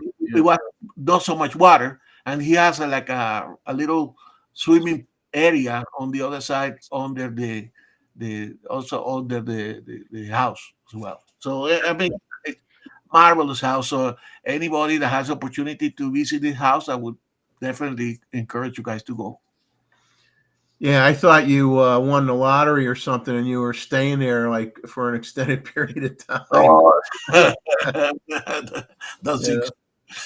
That is so cool, though. I love it. I love it. And also to bring something different to our show, correct? Yeah. So I'm gonna skip over your next set and break up your series here. This was the last shot for this set of images. Yeah. And no birds. We will, no birds in this set, so we will skip to the other set, which has birds in it, a little bit down the road here, and I'll jump to. Let's see. I will jump over. Give me a second to Marina's images, and I got to just see where hers start here. Number 57. Okay, so here's her first shot. Wow. So this is Martin's wife. This is D5 with the D500, 300 PF, the Nikkor 300 PF. This is, she says, in 2022, Martin and her visited Hungary. They wanted to search for all kinds of different birds in this eastern country, but our most special discovery was not a bird. It was a special butterfly, and I am not going to try to pronounce it.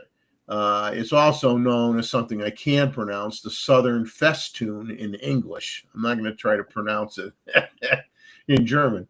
But the butterfly is extinct in Germany because it's just eating special types of plants, which are also nearly extinct in Germany. So they were able to find this insect in Hungary, and that made the trips extra special for them. She says, so we've been very lucky not only finding the plant, but finding the butterfly as well. So congratulations on that. And her next image, this is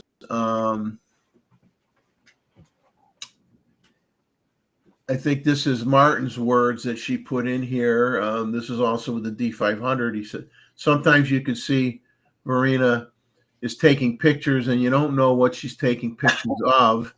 And then you see the results at home and you're very surprised.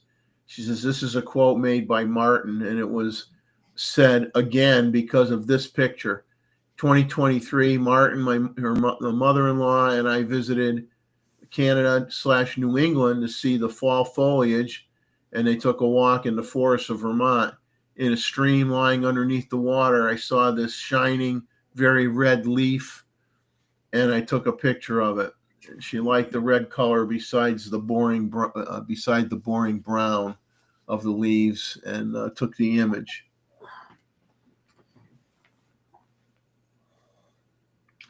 Now, her next image was from 2024, just before they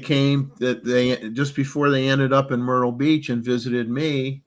When we went out and took pictures together, they had been in Cape Coral, Florida, to take pictures of the burrowing owls. And she said Martin had shown the pictures of this cute little owl some months ago in another image review, and she wanted to show another bird they saw at that time, which is the northern mockingbird. And she says it flew above the owls and mocked them, but I think it was a little bit surprised and jumpy when, kind of like in a jumpy state of mind. You can see its feet are airborne here when she was able to get a picture of it, because it was, you got the owls around as well. So that's a nice picture. A very nice song, Jeff. And then her last image here is also the D500. So they went to I'm going to try, I guess here. I'm going to screw this up so bad. Wagbach Minderung is a wildlife sanctuary in Baden-Württemberg. She says it's an important breeding and resting place for many birds in Germany and in Europe. 85 species of birds, some of them endangered, are breeding here. Some years ago, Martin, her and Martin had been able to see this young Bartmeese or bearded reedling. While a grown-up reedling has black stripes in its face, the beard, this young reedling does not have them yet. So at the moment, it's just a feathery ball of fluff.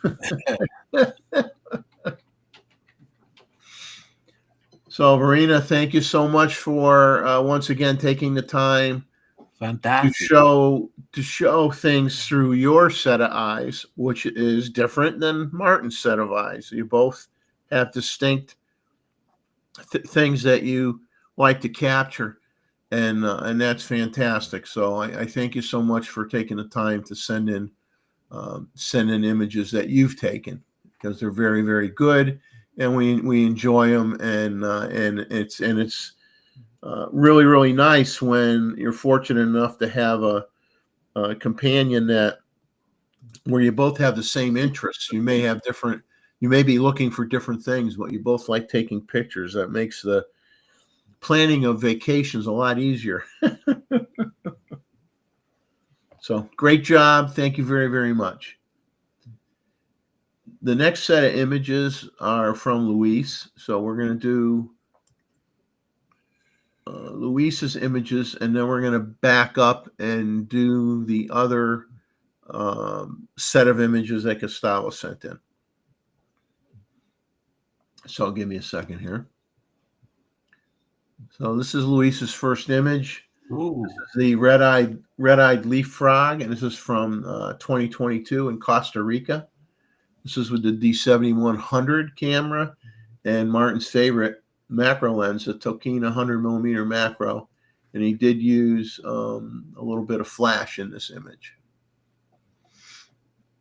Wonderful shot. Yeah, the colors are so saturated. Mhm. And then this next shot here is called a two-tailed pash from southern Portugal. It says one of the biggest butterflies from Europe. He took this with the Z8 and the 500 PF. He says camera and lens were held low over the ground, and he focused it from the flipped screen, lowering the screen on the camera and focusing that way.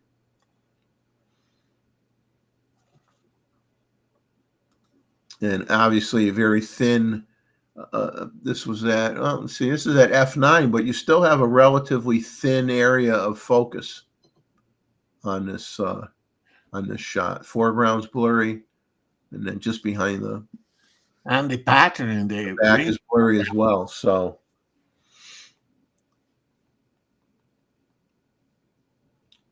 now his next shot is of a hummingbird hawk moth from southern Portugal. And this is also with the Z8 with the 500 PF as well. And this is at 1/3200th of a second for those that are wondering how fast you got to go to get this moth. It's cool though. Cool looking, isn't it? Yeah. We have a discussion about that one. I love to photograph these. I saw one recently here in my home during the summer, and unfortunately didn't stay long enough for me to photograph it. So I'm keeping my eye on it. But the mimicry of a bird and a hummingbird is incredible, correct? Yeah, I saw. I only saw one maybe once or twice down here, and I got a picture of. It's not this particular species, but it's the same type of. Yeah. It's a moth that looks somewhat like a hummingbird, but different coloration. But don't see them a lot down here, but they are here as well down in South Carolina. Yeah. And then his last two images are of the same subject, and then he had a favorite of the two. And I commented that I agreed with his favorite, which will be the first shot you're going to see here. Like I said, the same subject. It's from a spider from Corfu, Greece. So let me bring that up. This is image number 1. This is with the 100 millimeter macro lens as well, with a flash. And he says he has a preference for this image. And I kind of agreed, but I said this next image you're going to see was important as well, because you see something in the second image that you don't see in the first image, and that you don't realize that the top of the head is dark. Okay, because here you don't see, the angle of view is different. Okay. And I like this pictorially, this angle of view, but at the same time, I told him this image is just as important, because you see, you get more of an overall view of the head. I agree with you. The second one is photographically nicer, correct? Because the angle on the spider, on the jumping spider, much better. Yeah, but really cool. Yeah, very cool. That's something that I would want. Well, I'm sure it's very, very small, but that doesn't mean I want it on my bed sheets.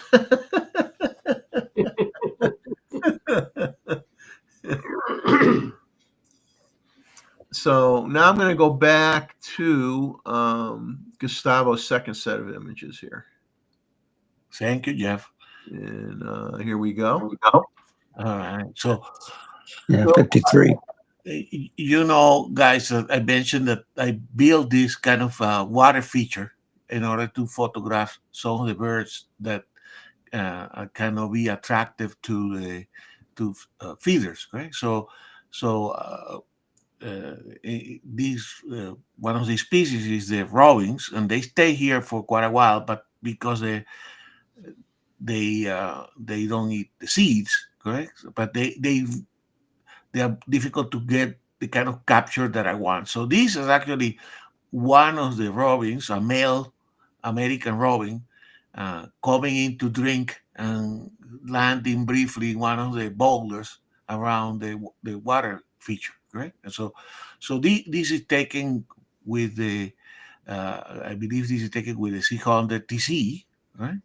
And because it's early in the morning and before we get a lot of sunshine, this is taken with a 12,800 millimeter, like we were talking with Mike, but you can see cleans extremely well, and you can see every single detail in the feather. Now, to maintain the kind of the whole bird within the focal, the depth of field of that, I stop it down to f8. Otherwise, one of the legs will not be in focus, correct? So briefly landed there, took the photos, and I really like the results on that one, correct? So the main issue was to attract this type of bird. So the next one, Jeff, is another robin, another American robin, right? But then now in the water taking a bath, and the issue with these photos is, it's trying to see kind of the water splatter around the bird, and select from the many the one that has the better pattern. Okay, so I like this particular one here because the water droplets had not obscured the bird and get it out of focus, and he's basically taking the bath. I noticed that they first go for wetting the primary feathers and the tail feathers before they start, putting their heads in the water. So at that point, the head stayed relatively calm, and so I'm able to frame it at relatively not. I don't have such a high speed. However, I like the way the water looks kind of glassy. So that's the other type of photo that I want to try to do in this water feature. So one of the things that I think for all of us that do nature photography, but in particular bird photography, that is extremely nice is when you first photograph a new species for you, correct? So this is a bird that is not that common in my area. It's called the evening grosbeak, correct? That actually came also to drink on the water. That day I was photographing another of those birds that doesn't get attracted to the feeders, which is called the Townsend solitaire.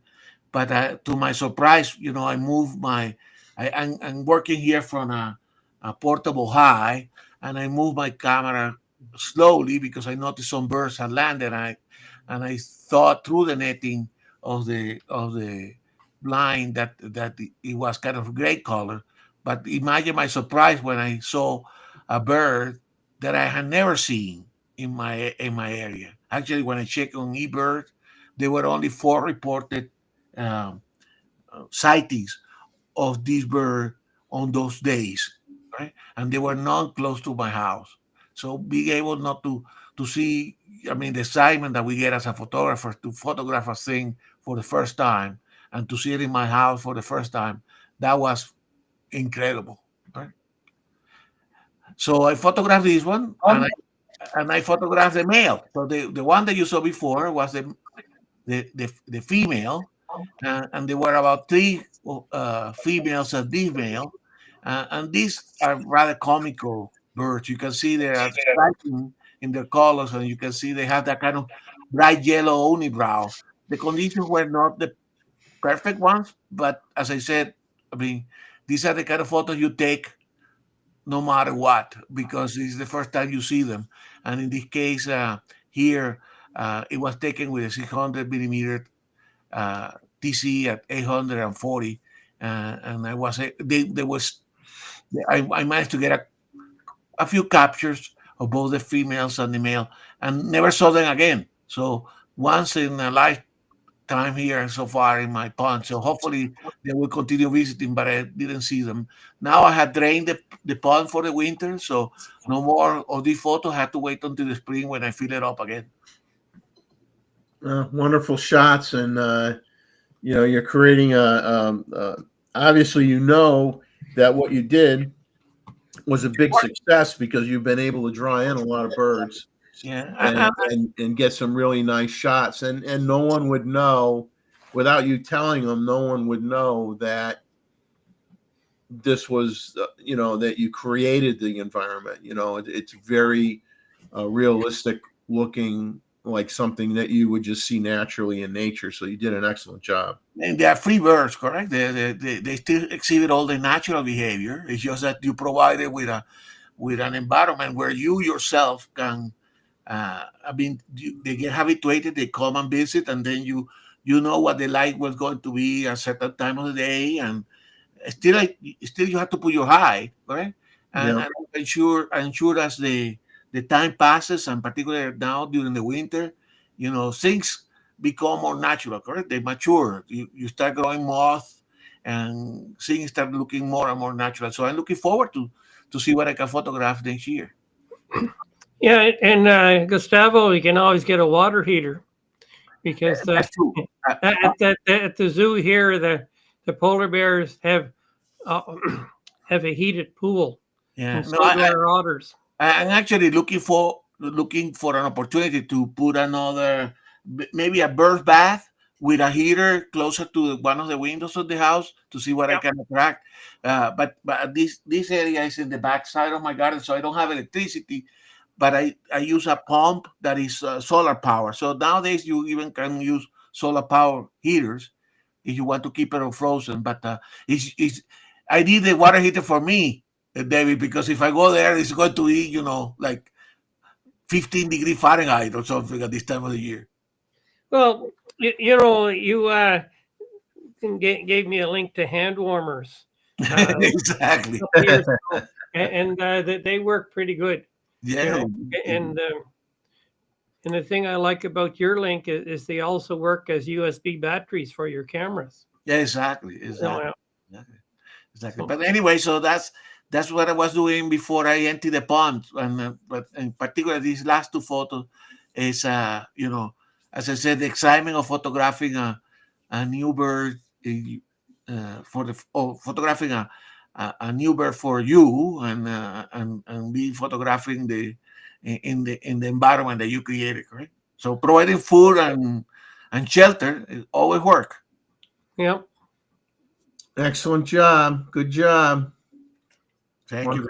Wonderful shots, and like you said, it's great when you see something you haven't seen before, or you never expect to see in your neck of the woods. I mean, that's special. We're coming near the end of our images here. I've got the next round is the last 3 sets of images. I have images from Scuba Rozzy, images from Tim, aka Mozman, and images from myself, and then that will be it. And then we'll go through like we normally do, go from beginning to end and show each image for 3 or 4 seconds a piece, so that those that came in late can catch up and see everything that everybody did. So Paul just wrote to me briefly. He just said this time the topic is winter and Christmas time and movement. So he says the images are similar to ones from last year, but they are new images from this year. And he did send in a few extra ones, which is fine. He says, so let's start off with his old model, Lena. He says, unfortunately, Lena and Timmy moved away from where he lives in a village called Buttwell. And he says, yes, no kidding. We have village/towns called Buttwell. And then it looks like Ilnaw and Hitnaw and a few more. He says, so back to Lena. He says, he tried to pan with her flying by and at a very low shutter speed. In this image, she moved her wings. What made it much harder to get her eye sharp. But one picture was not so bad. It's a challenge to do during daytime. It requires a closed aperture and many tries. So this was with the Z8 with the 180 to 600. And he shot this at 1/20th of a second. So you get the image blur from the bird flying, and then you also get the totally obliterated background with just the streaking effect from him panning. Yeah. And and some people, I like seeing something done different like this, because everybody, I'd say majority of people try to get it where everything's tack sharp all the time, and I think it's good to have your portfolio with a mixture of different settings. Get it where a little bit of blur in the wingtips, get it where the whole thing's sharp, and then do something like this where really the head is the head and part of the back end are the only things that are reasonably in focus on this shot. Yeah. Yeah, there's one of the groups that I belong to, and we have a photo review like this. Between a third and a half of the pictures will have ICM, which is intentional camera movement. Yeah. Exactly. And let me get to his next. I'm trying to get the information here. His next, like you said, all these images are about movement. So the next image this was a pan with a Ferrari during the night. He says there are mainly 3 challenges. Getting a special car, which he says isn't that hard to find in Zurich. Getting no other cars in the way. And due to the short distance, it's hard to pan, he says, because here he's only using a 14 to 30 zoom, and he's at 30 millimeters. So he's got a very wide shot, and which makes it harder to pan. He says a larger focal length would have been easier. So this was taken with the Z8 and the 14 to 30 Z lens at 1/5 of a second, f4. Wow. Yeah, it takes a lot of practice to get these right. Yeah. So then he moved on to a different form of transportation. He says this one's for train fans everywhere. Yeah, I know. If Bob is still awake and watching, he would love this because he loves trains. I like trains quite a bit too, but he sold more than me. This is what he says: image of their famous rotor Doppelfile Churchill, which is called the Red Double Arrow Churchill. It's an old train. It's mainly used for special events. People or companies can rent it for culinary trips in Switzerland. There are also special events like a fondue ride, or in this case, it was a chocolate trip. During Christmas times, it even has lamps and looks a lot like the Coca-Cola truck. The challenge here is to find out when it will be where you want it to be. There's only a departure schedule, but it's not easy to find where it's going. He says, in this case, I was able to catch it when it was leaving Zurich main station. He says, unfortunately, it's a very ugly background. Well, I mean, I don't think the background's bad because, it's blurred out really well. So I don't really think the background is a negative thing with the image, to be honest with you. And this was with the Z50. This was recently, I think, in the last 6 months or so, Scubarazzi acquired a Z52 in the Tamron 18-300. Yeah, this is 1/16th of a second. Oh, fantastic. And the colors, I mean, the fact that you can see the people dining inside. I mean, it's great execution of the photos, Paul. Yeah. Now, his next one, he said, here's something new for tram fans. Okay, I didn't know they had trams in Switzerland. I've never been there, so I wouldn't know. He says, this is a tram that can be seen in Zurich before Christmas. It's similar to the Red Arrow. It can also be booked for events, mainly fondue trips. This one is easier to plan as it always makes the same trip, the same round that takes 30 minutes, and the track is known. So no surprises where it's going to go, easier to find, that type of thing. He says here he tried to do a panning shot during sunset. He says that's why I had a small f-stop. He was at f22 when he took this shot. And low ISO, ISO 64. So let's see. He says, if you look very hard, you could even see who's driving the tram. It's Santa himself.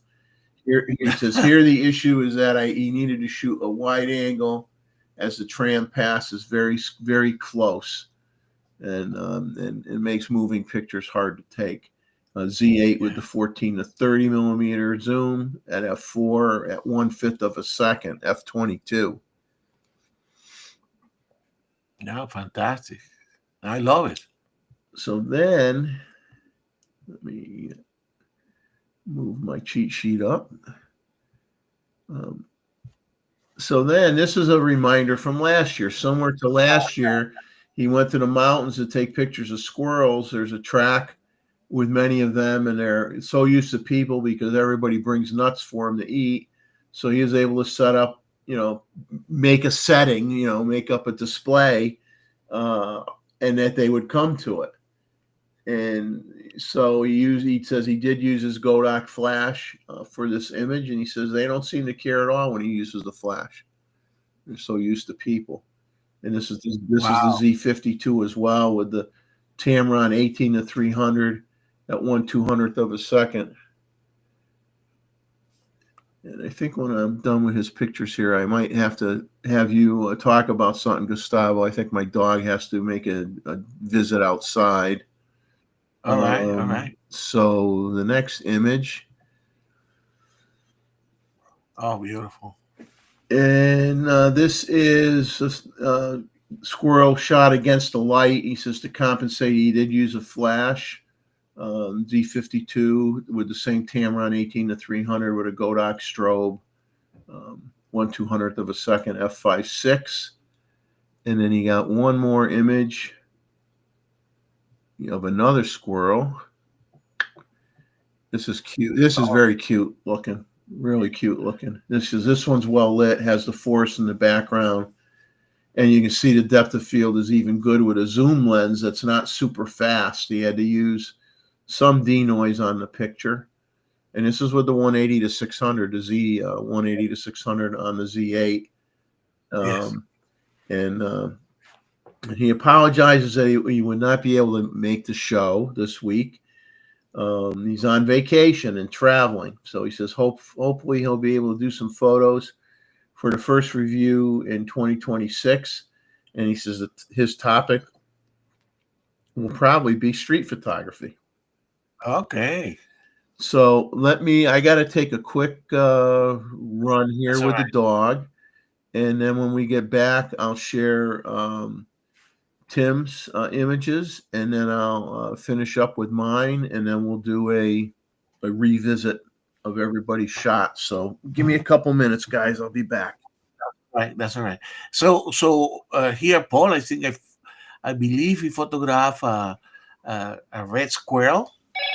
Okay. Now in the winter, the red squirrels have the, if I'm correct, and he will let us know when he made a comment here, tend to have some overcoat that is kind of grayish in color, but the red squirrels are beautiful because those tufted ears, right? They are very, very photogenic. Unfortunately, not as common in Europe as it used to be. Actually, this is a native species in Europe because it has been displaced by the American gray squirrels that was released in Europe and basically outcompete these red squirrels. But the red squirrels are beautiful and fantastic. I love what Paul has done here, and particularly the one that he kind of created a little story with the chest, with the treats, and then he is extremely good at using nature and create a story after that.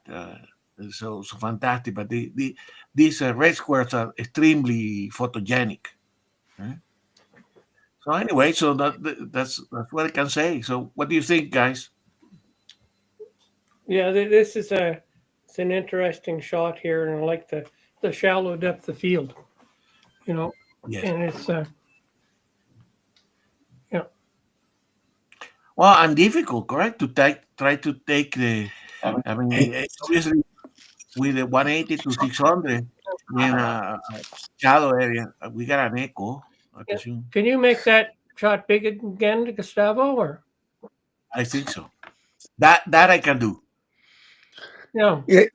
See, it looks like a stuffed animal, really, but Exactly. yeah, and it's like a teddy bear look, but Yeah. that's a squirrel, and it's just wonderful. I love the blurriness, and then even the tree stump in the back that's kind of rotted out with the little snow in front of it. So that's an excellent shot. There's some leaves and stuff or branches in front of it, but still, he got a pretty darn good shot with that Yeah. 180. In the field, he had to maneuver between the branches and leaves that were in front of it, but it worked very well and it's very well framed. Yeah. Yeah. And you don't have much time to maneuver because the squirrel will move. Exactly. Yeah. Cooperate, Now, David, where you live, here close to where I live, we have also red squirrel, but our red squirrels are not red in color, but they have also the tufted ears. Not as beautiful as these European Yeah. ones. Yeah. It's gorgeous. Yeah. I actually put it this way so that we can bring Randall. Well, the leaves are falling now, so I get a better shot of the squirrels. And there's 4 of them back there. So Oh, and you would if you work with that 600. So what 600 did you got? You got the FL. What is that? G, a D? What I lens? think it's the FL. All right, it came in a nice Oh my God! case. All right. Well, they all come in all the 600 came into this little. Yeah. The case. Unfortunately, the case they discontinued, but the FL, okay, and you can show it to us. The FL is not that heavy. The one that Roy Hmm. had and the one that I have, the G, I think Roy has a G at one point as well. Yes. I saw mine because I got to the Z one, but that was extremely heavy. But the FL is fantastic. It's if you have an FL, you probably don't need It's the. on a tripod. So, and Oh, let me take a look because I know one is FL, the other one is like an E. So the 600 might be the E, and the 200 millimeter is. I I have to look at them. yeah, bring it along, and we can Oh, see it. okay. And I'm sure that Ron has seen all those lenses, and certainly on the telephoto, I'm more of an expert on the telephoto side of the of the pho- of the of Okay. the. All right, Mr. Jeff. All right, guys. Thanks for putting up with my departure. I'm glad you're probably happy not to hear me for a few minutes. That is okay. So let me go back here to the presentation mode.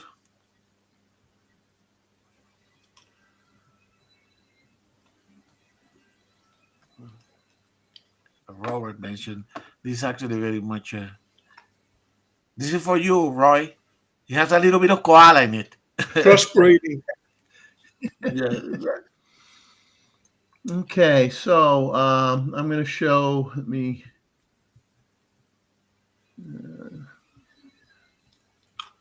Tim's images first. So Tim went to his company had an outing at Disneyland. And so his first image is people in the Star Wars cantina at Disneyland. He says he shot, if you didn't know, you may or may not know that Tim did purchase a ZFC as well. And this is with the ZFC. And he says the shot impressed him with the color and clarity straight out of the camera. This is with the ZFC and the 50 millimeter f1.8 S lens. So this is the first image that he sent in. Good lighting on this guy. And then, so then he said he found a camera store in Toontown. For those of you that are familiar with Toontown in Disneyland, he says he had to take a picture of it because it is a camera store. Little different than what we're used to going to, but he did find a camera store in Toontown, so he had to grab a shot of that. Cute. And then, Did he go in and check out the merchandise? yeah, I think everything was a little bit like crooked.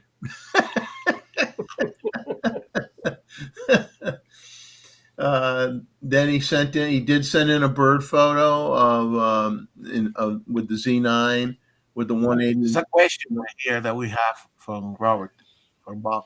What's that? We got a question. You see there? Oh, I can't see any of the comments. Okay. He's asking whether this is the ZFC or the ZF. No, this is the ZFC. Okay. And then this shot you're going to see next is with the Z9 and the 180 to 600. This was, I think, probably in Wrightsville Beach in North Carolina when I shot with him. Okay. Okay. The Return. Very beautiful. And then he revisited a place that he took a shot of that he shared. I don't know if it was on the last photo review or the one before. He went back at night and got a shot of the Marathon Refinery with the Z9 and the 35 millimeter f1.8 S lens. And that's really cool. That's cool. So that's the Marathon Refinery, and that's 35 1.8 S lens at f16, 4 seconds long. And you can see the car trail. Yeah, the trails. Yep, light trails. Yep. And on the previous photo, Jeff, I think this photo, because of the position of the bird that is in the 1/3, and because the negative space has a lot of, it's not completely homogeneous. It makes the photo very attractive. So well done, Tim. It almost looks like a painting. Exactly. You know. Yeah. So Tim, thank you for sending those in. I don't know if you're still with us in the chat or not. Unfortunately, as I'm doing this, I cannot see the chat. Yeah. But you can see the comments that I'm putting, correct? The one from the chat.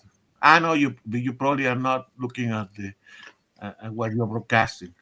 So this is a response from Tim.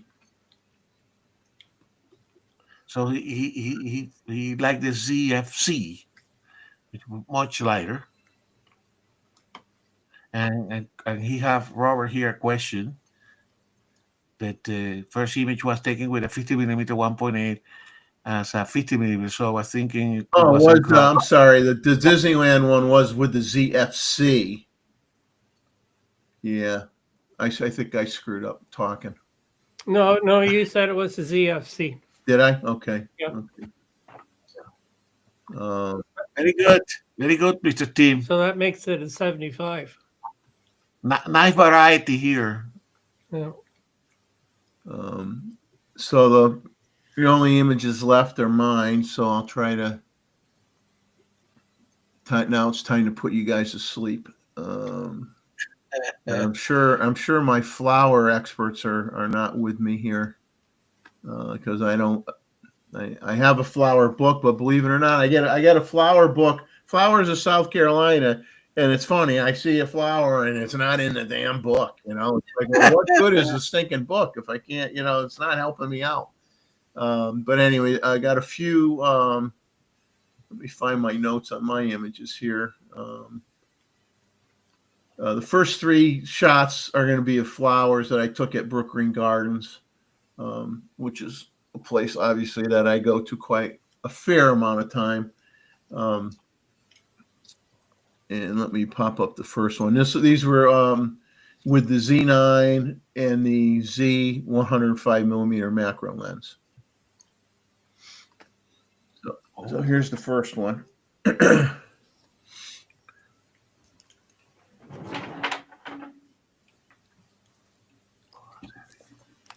And I don't know what kind of flower that is, but I thought it was nice.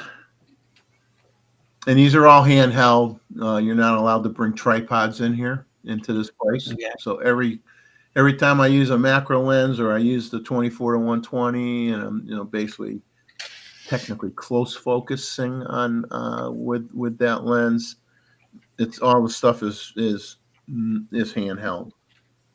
Yeah, indeed.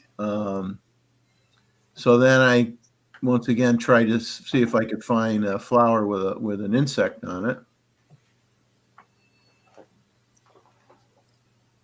which I did, and I really like this because you can see like on the pinkish petals the dusting of pollen, everywhere.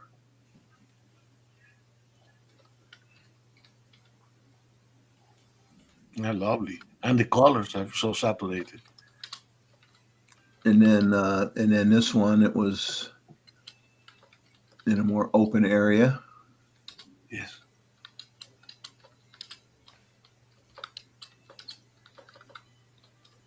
So while we were there was reports of a barred owl that was in what they call Oak Alley, which is actually a little bit of a walk where you have a pathway right down the middle of this area, and there's live oaks on both sides. So you have the Spanish moss. Now, unfortunately, this time of year, they decorate. I mean, they decorate the place for what they call Night of 1,000 Candles, and they have thousands and thousands and thousands of string lights hanging down throughout the park.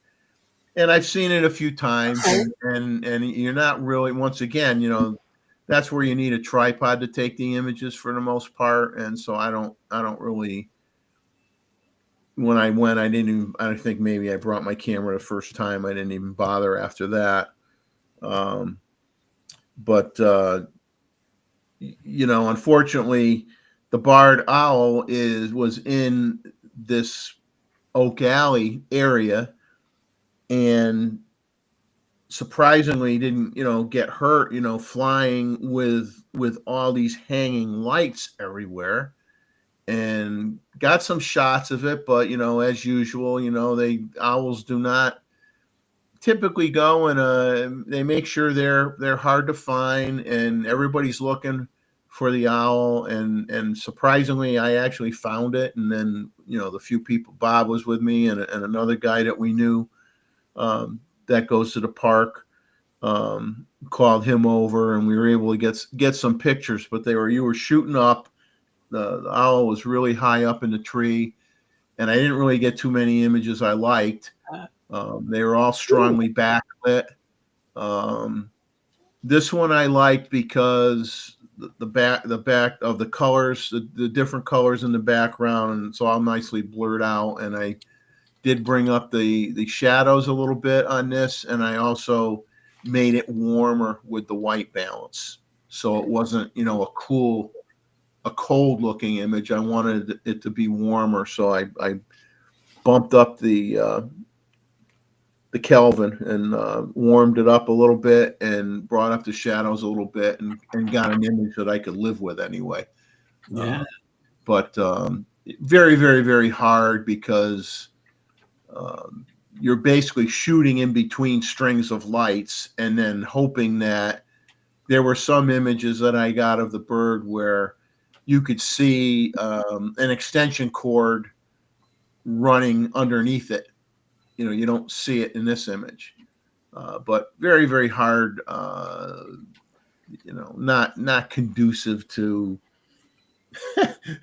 getting your best images. Let's put it that way. But you work with what you got, and you hope you get something that's, you can at least say, yeah, I saw him. Here's what he looked like. And of course, he didn't have his eyes open, but it is what it is.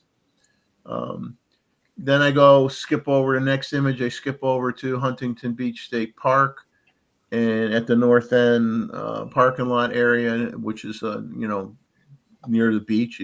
From there you walk to the beach. But this was like in a picnic area, and this is shooting into the woods. And this was where the morning light was just starting to hit some of the branches on some of the trees in the background, and hadn't really lit up the foreground element that much. So I had to kick up the shadows a little bit on that. And it's just a mockingbird on this dead tree, and it's cut off in the photo. But if you were to go like another foot or so down on that dead tree, you'd see a hole in there where there was some attempts at certain birds to build nests in there, but for whatever reason, they don't have good luck. I think there's just too many different types of birds that like to perch on this tree stump. And The owl. there. it just makes it where it's not conducive for the birds to nest there, even though they want to. Yeah. Now, the next image was over the Mullet Pond, when in the causeway when you first drive into the park.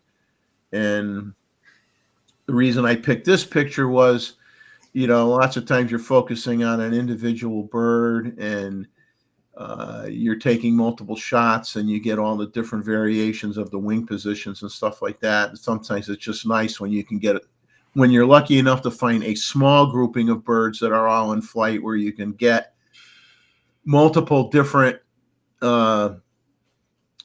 wing positions in the image. And that's what I liked about it, because you got one shot and you can see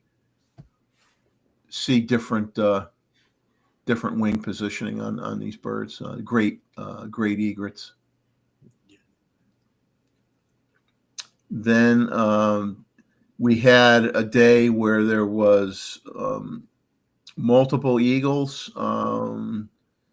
adult 2 or 3 juvies, different ages. And this one I got a close shot of. And I didn't want to fool with the lighting too much on this. I didn't mind that I was just happy that the left side wasn't blown out. But you could tell the sun is coming in that direction because you got, more of a shadow on the other wing, but still enough detail. And What lens was that one, Jeff? what's that? What is the lens that you use for this one? That was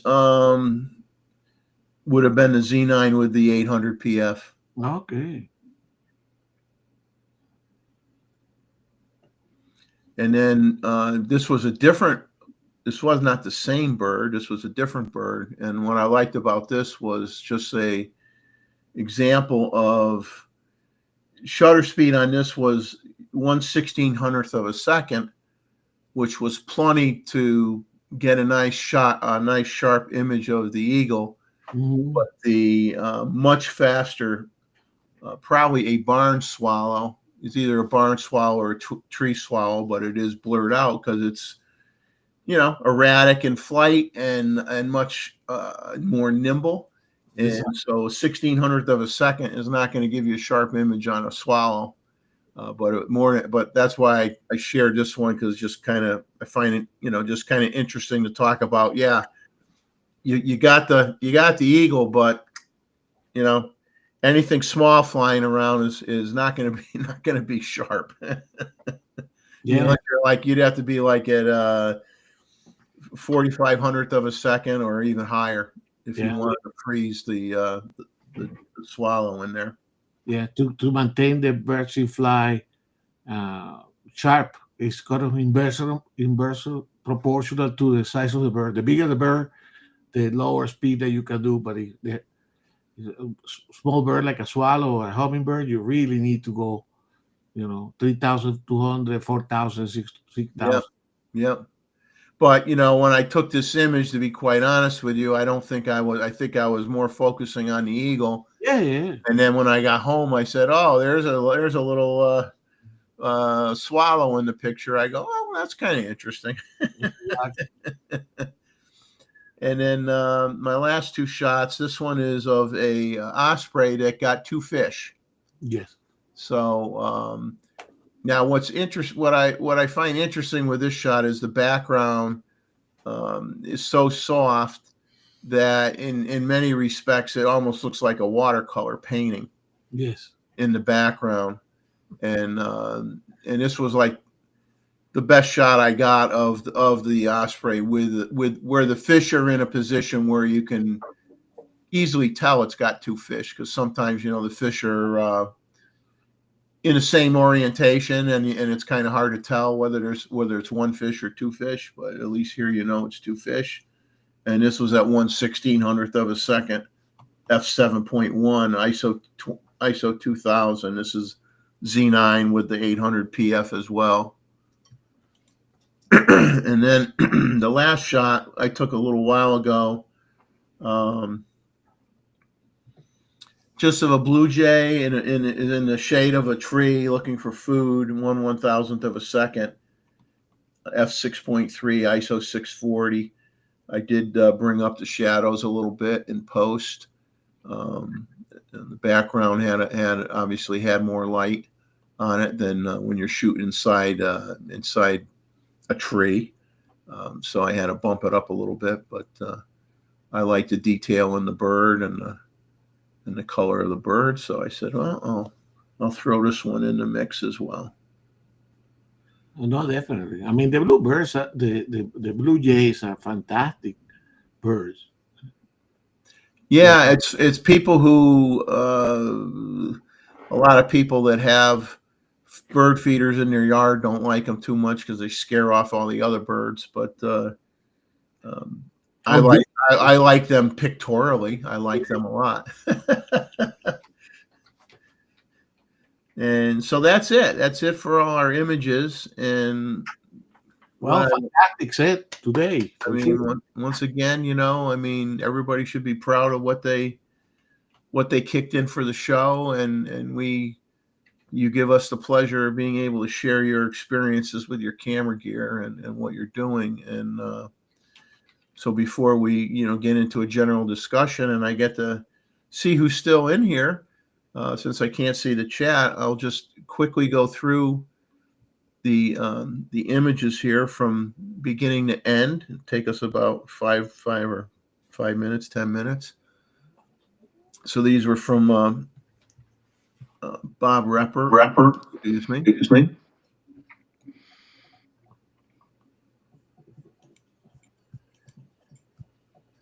That one will work. I think we got an echo. Yeah, we've got an echo. I think somebody's got us on YouTube and Restream at the same time.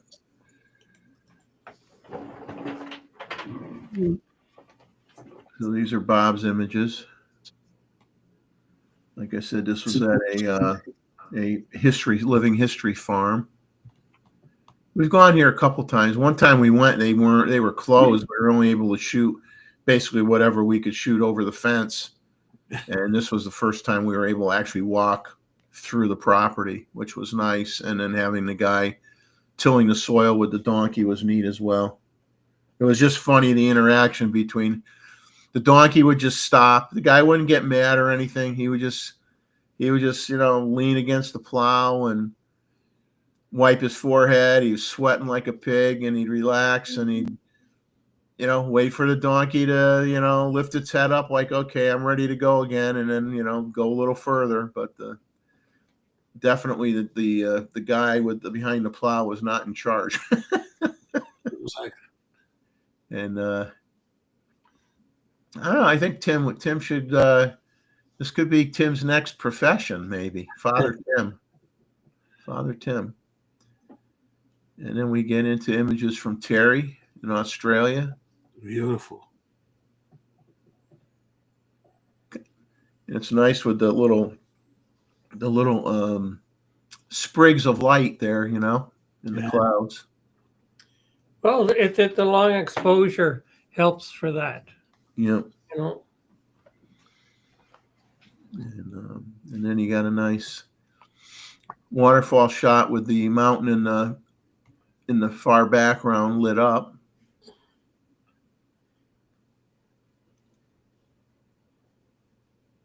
And then moved on to a beach shot.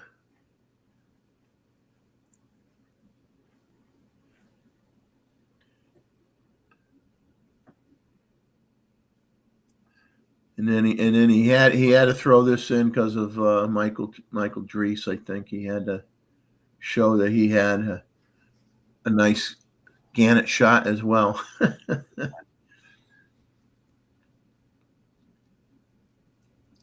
and then got if you ever bought any learning books, photography books, how to take pictures, any of those kind of books, you're always going to find a waterfall shot like this with a person in it. Exactly. They'll always tell you to try to find something to give you so you understand the scale of the waterfall. Could be a foreground element, could have been somebody in a raft or anything, just something to give you some perspective on how tall that waterfall is. And a person, nothing works better than the person standing there with their arms out. And then we go to images of a memorial for people that got killed,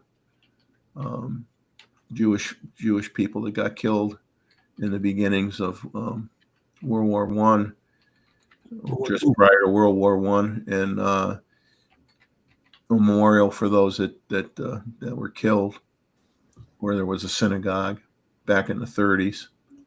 And this is a close-up. Someone left some flowers there. Beautiful. This is a very strong image. And then this was at a high point that he was at on a local mountain range to like approximately 2,900 feet up that he captured. and then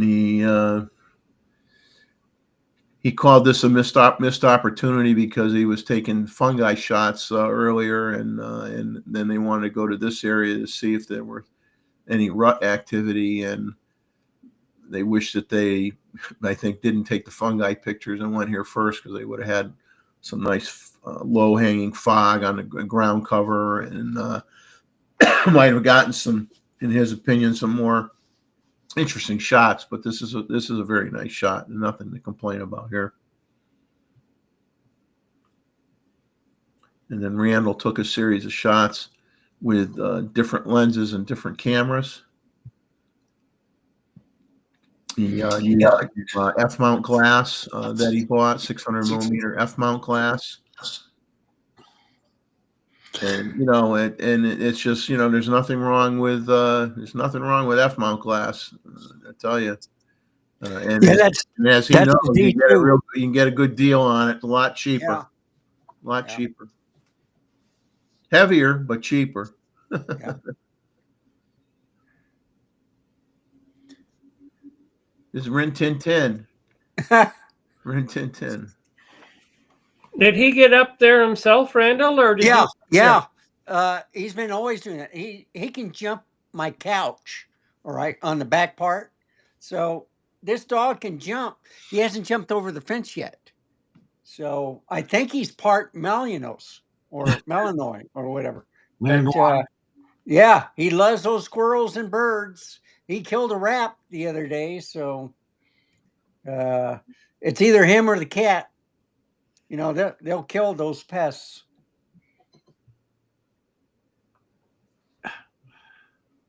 And we've got the bird. I don't know if the bird was trying to do a backstroke or whatever, but doing a poor job of that.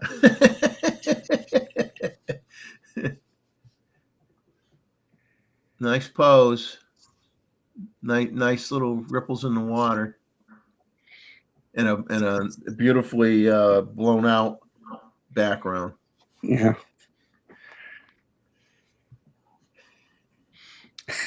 And then man's best friend. Better he chew the toy than chew your furniture, right? Yeah. Well, that's why I got that cover on there. Yeah. Because his nails are getting long, and he chewed the back part, but I taped it off, and so I think he's getting done with the chewing part. He's getting older. And there's public enemy number one. Yeah. He's always on the roof, chasing other squirrels, or they're chasing him. It drives my cat and dog crazy when they hear that. And it's like, I see you, squirrel. And then Daddy says, get back inside and play with your toy. And then when he doesn't want to listen, then Randall says, you're going to jail. You're going to jail. Right. That's Do it. not pass go. Yeah. And then from here, we get some shots from Jeff Sluter. He got this beautiful fall background color with the squirrel. And then he did get some Whitetail. Whitetail bucks. Yeah. One that he got to get it, and one that with a nicer natural background with no man-made obstacles. And then got this very interesting shot of a red seed laying inside of an invasive teasel. Very nice shot. And then he finished off with a picture of what goldenrod looks like after the flowers are gone, and you just have the seeds.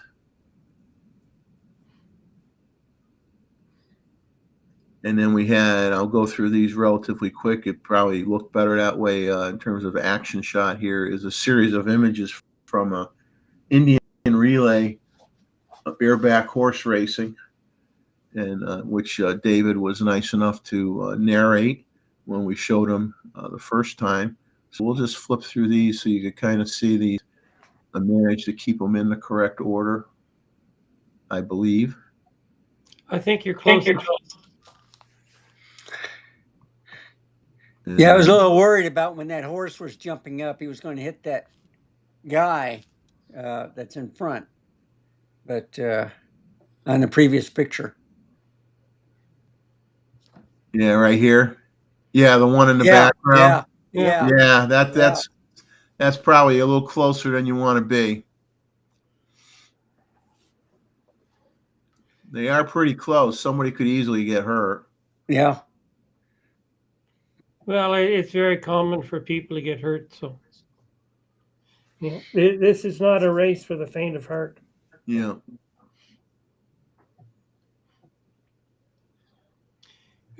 When I had horses, I figured if I only went to the hospital once every 18 months, I wasn't trying hard enough. And look at the expression of the guy that was Yeah. holding the horse. He's glad it's over with. Like, Yeah, get going. get out of my way. I'm tired of watching you struggle to get on that damn horse. Yeah.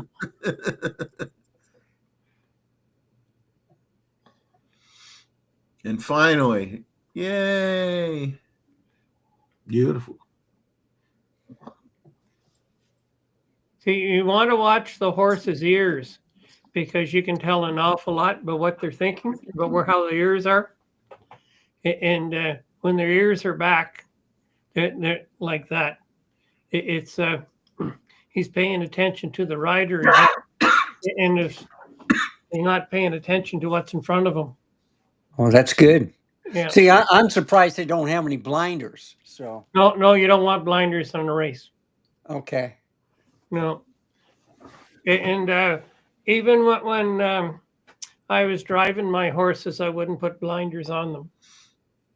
You know, Okay. so they can get used to all of that, the goings on around them. But the horse has got to be really well trained to do a race like this. So Then we hit a set of black and white images from David. yeah.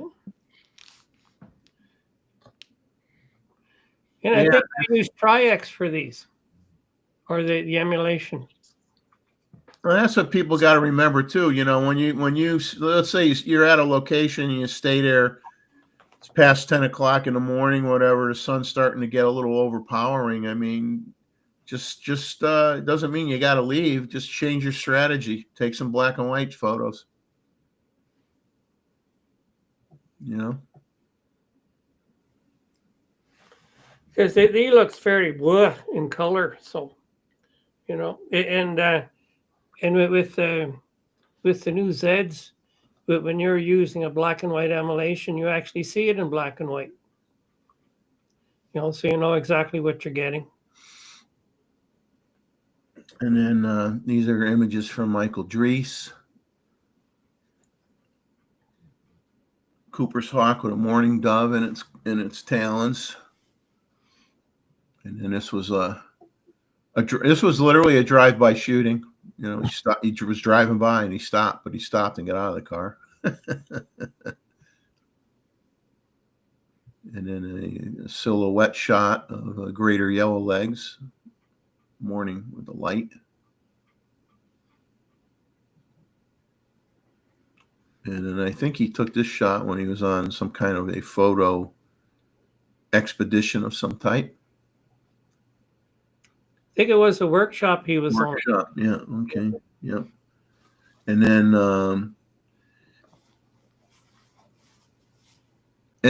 Gustavo shared some architectural images from Frank Lloyd Wright's design home in Pennsylvania, rural Pennsylvania. And you got some great shots of that. I mean, a design that's still, I mean, if anybody, you know, walking through this place, you got to be like, oh, wow, I wouldn't mind living here, you know. I don't think anybody be complaining. Yeah, Gustavo, were those floors concrete or to simulate to look like stone, or were they actually stone? The flooring? Yeah. Floor is stone, local stone. And in this case, what Jeff mentioned, you see here like to me, it looks like it's concrete simulated to look like stone, but No, that we, white one is just inserted. For no, the no. white. We actually asked because it's shiny, correct? So it's actually flat stones from the same area. And what they had done through all this year, David, is that they have put wax in top of it.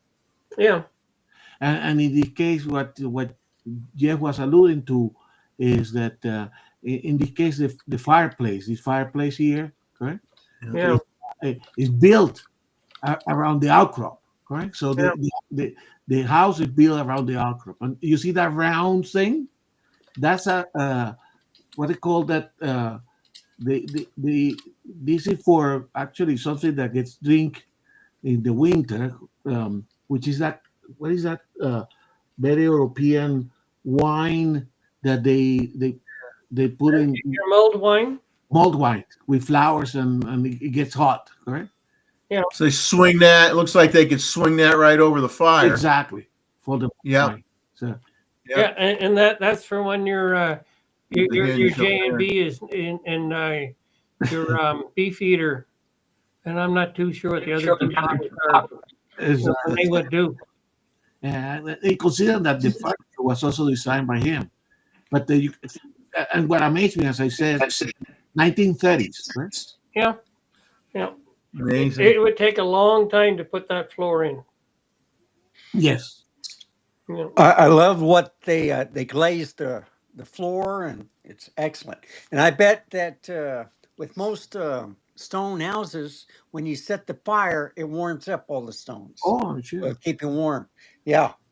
Not only Randall, when they explained that all the furniture, particularly that sitting area that you saw, is very close to the ground, correct? So the sitting area is almost like only like a foot from the ground, because in the winter it will take you to the stones that are relatively still radiating some of the heat, but in the summer, correct, you will have a cool surface so it took care of that. By the way, that entrance there on the right side, that's to the kitchen, which I didn't show here, and then the stairs that you see here, it goes to the living quarters and the rooms upstairs. I mean, it's a fantastic house. By the way, very famous people came to visit this house. I mean, they were very wealthy Jewish people from Pittsburgh. I think in this house there have been several mandatory, including also people like Albert Einstein stayed with them for a while. Oh wow. Yeah. Yeah, that fireplace, it'll go through an awful lot of wood because there's nothing to slow down the heat, from rising up the chimney. It's they're inefficient. They look really nice, but you don't get much heat out of them. No. Well, they probably upgraded to central heating anyway. It's just for show. No. There is no central heating. It's all. Oh, okay. They kept it as it was there in the 30s. Okay. See, with all that glass around there, Randall, central heating wouldn't do you any good. When it gets cold, there's only a couple of rooms you want to be in, and they'll all have fireplaces. Yeah. It's the old castles in the UK. They actually had special wood stoves that they put in the fireplaces, so they would use less wood for heating. Otherwise, you have to have a fairly large staff just to stoke the fires. Now we're hitting the other half of the images that Gustavo sent in of birds that in his man-made habitat he created in his backyard, which came out fantastic. So he's been attracting birds, American robins. Taken with a 600 millimeter, correct? Because the optically is the same that you have, right? And then he got a couple shots of a female and a male evening grosbeak, which is not common in his area, and which I'm sure made his year probably. Yes. You got that one, and that one was the female, correct, Gustavo? That one there, and then this is the male. They are more common there where David live because they are basically from the higher latitudes, right? So there is all in the tundra area in Canada. Yeah, when I was in the north, we had grosbeaks all winter. Yeah. And I fed them sunflower seeds, and they usually left before my cats came out. Yeah, in here there is a population, a resident population in the Rockies. So these are probably migrants, not so much from the north, but migrants from the Rockies at a high altitude. But here where I live at the confluence of the mountains and the plains and the foothills, you don't see them. Yeah. We're gonna fly through some of these. These are from Verena. Yeah. Martin's wife sent in these. So we're gonna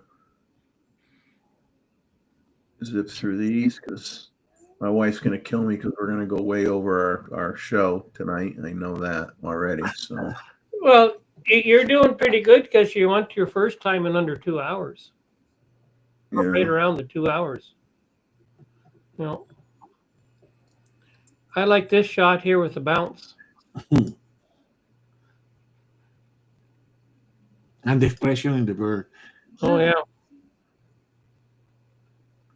and then Luis sent in some images from Costa Rica and the surrounding areas that he goes to.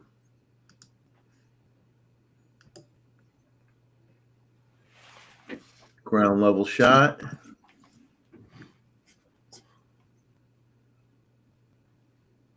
Nothing like moths that look like somewhat like hummingbirds.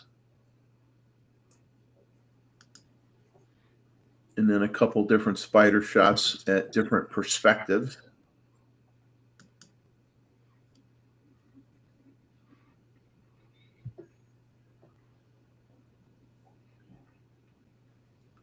And then we got a series of images coming up from Scubarazzi, which was all about motion, objects in motion, and and tying in with the holiday season as well. The Ferrari. It's harder to shoot motion with my Zeds than it was with my F-mount cameras because of the image stabilization. That's interesting to me to ask Paul if he has to switch the image stabilization or not. You gotta shut it off. And I gotta figure out where that is. Because See, if he had a plane in here, he could have. If he had a plane in here, he could have called this series "Planes, Trains, and Automobiles." mm-hmm.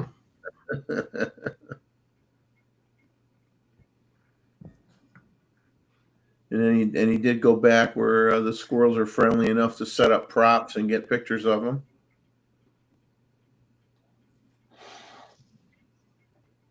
I like the ears. Yeah. Yeah, the ears are different. Then didn't go to the barber. Oh, they are getting old and they start getting this awkward hair in your ears. Well, Yeah, I Yeah. could give them a name of a good barber. I say you get older. The only place you grow hair is out your nose or out of your ears, right? That's it. And then these are some from Tim Mozman, Disneyland, Star Wars, Cantina area,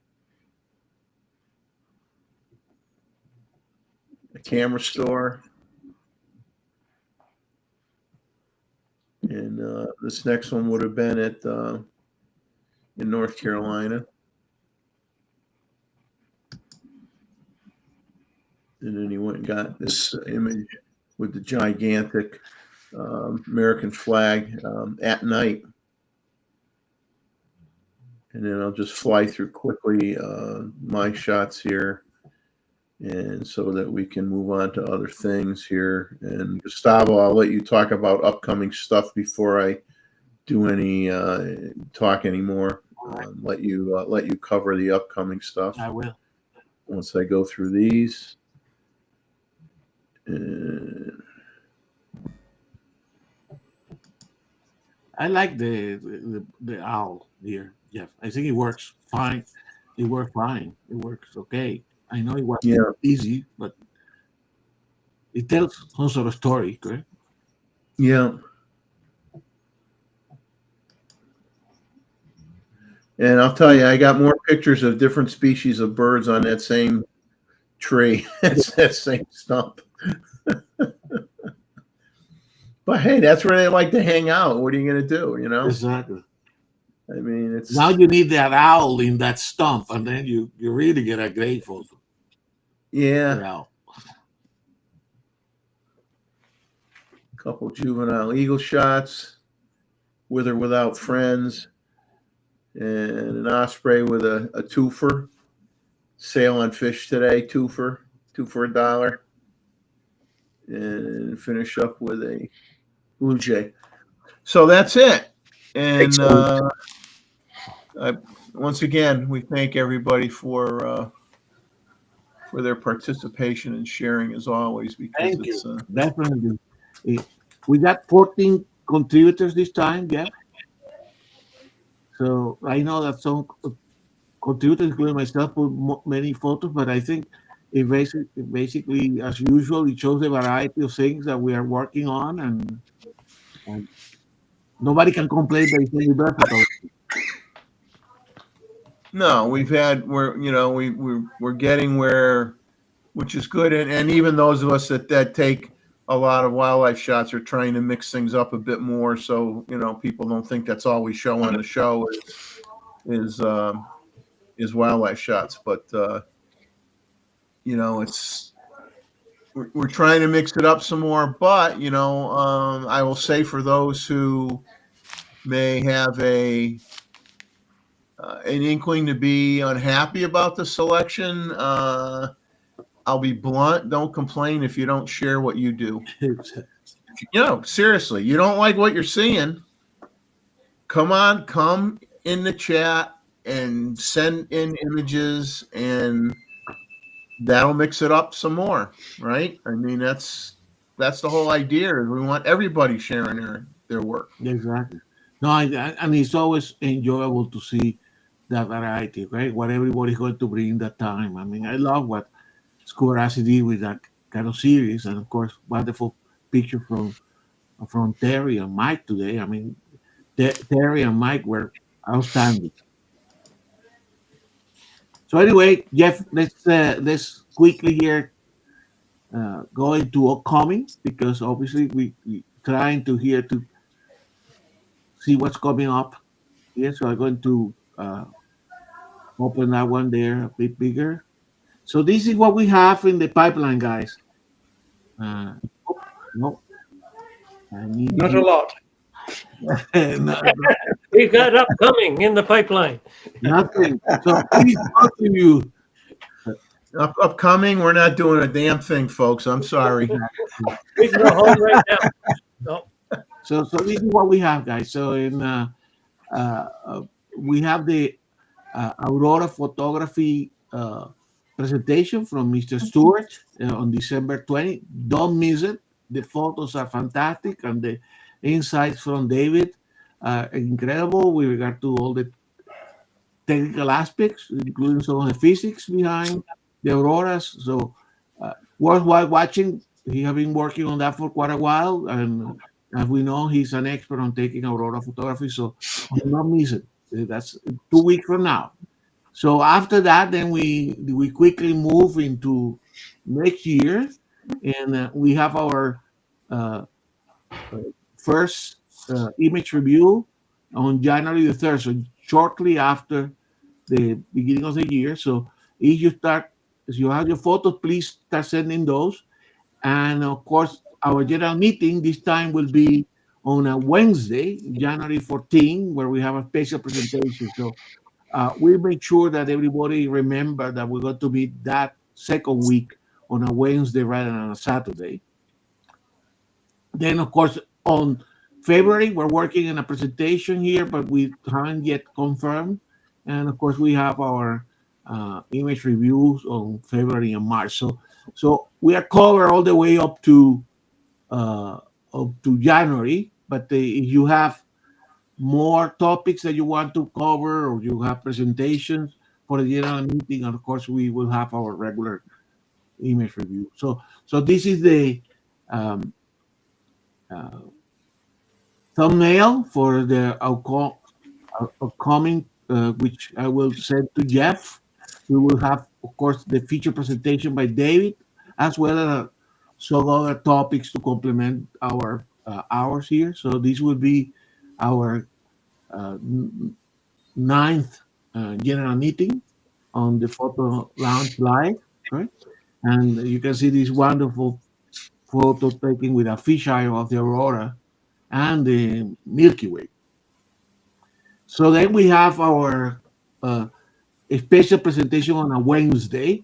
So for our friends in Europe, this will be in a time that you guys are going to be able to watch. So we encourage Martin and Paul and Luis to participate that day. I believe that is going to bring two guests into that meeting as well. So remember, this will be January the 14th, and it will be at I believe it's going to be at 12, correct, Jeff? Yep, 12 o'clock noon Eastern Standard Time. Exactly. So it will be a convenient time for those in Europe. So definitely attend that. We cannot tell you what is the presentation about because Sanji hasn't told us anything. We don't know. We don't know. But he definitely he got something special here for us. So don't miss that presentation. Then with regard to topics and idea, one of the things that I want to do on the 20th after David Aurora presentation is to have a panel discussion on the camera predictions and wishes for 2026. So those of you that are regular into our show, think about what would you like to see from Nikon and other manufacturers, but obviously here we most of us shoot Nikon on 2026, correct? And see how far we come to our wishes and prediction at the end of the year. Okay? We have Joy working on a videography workflow.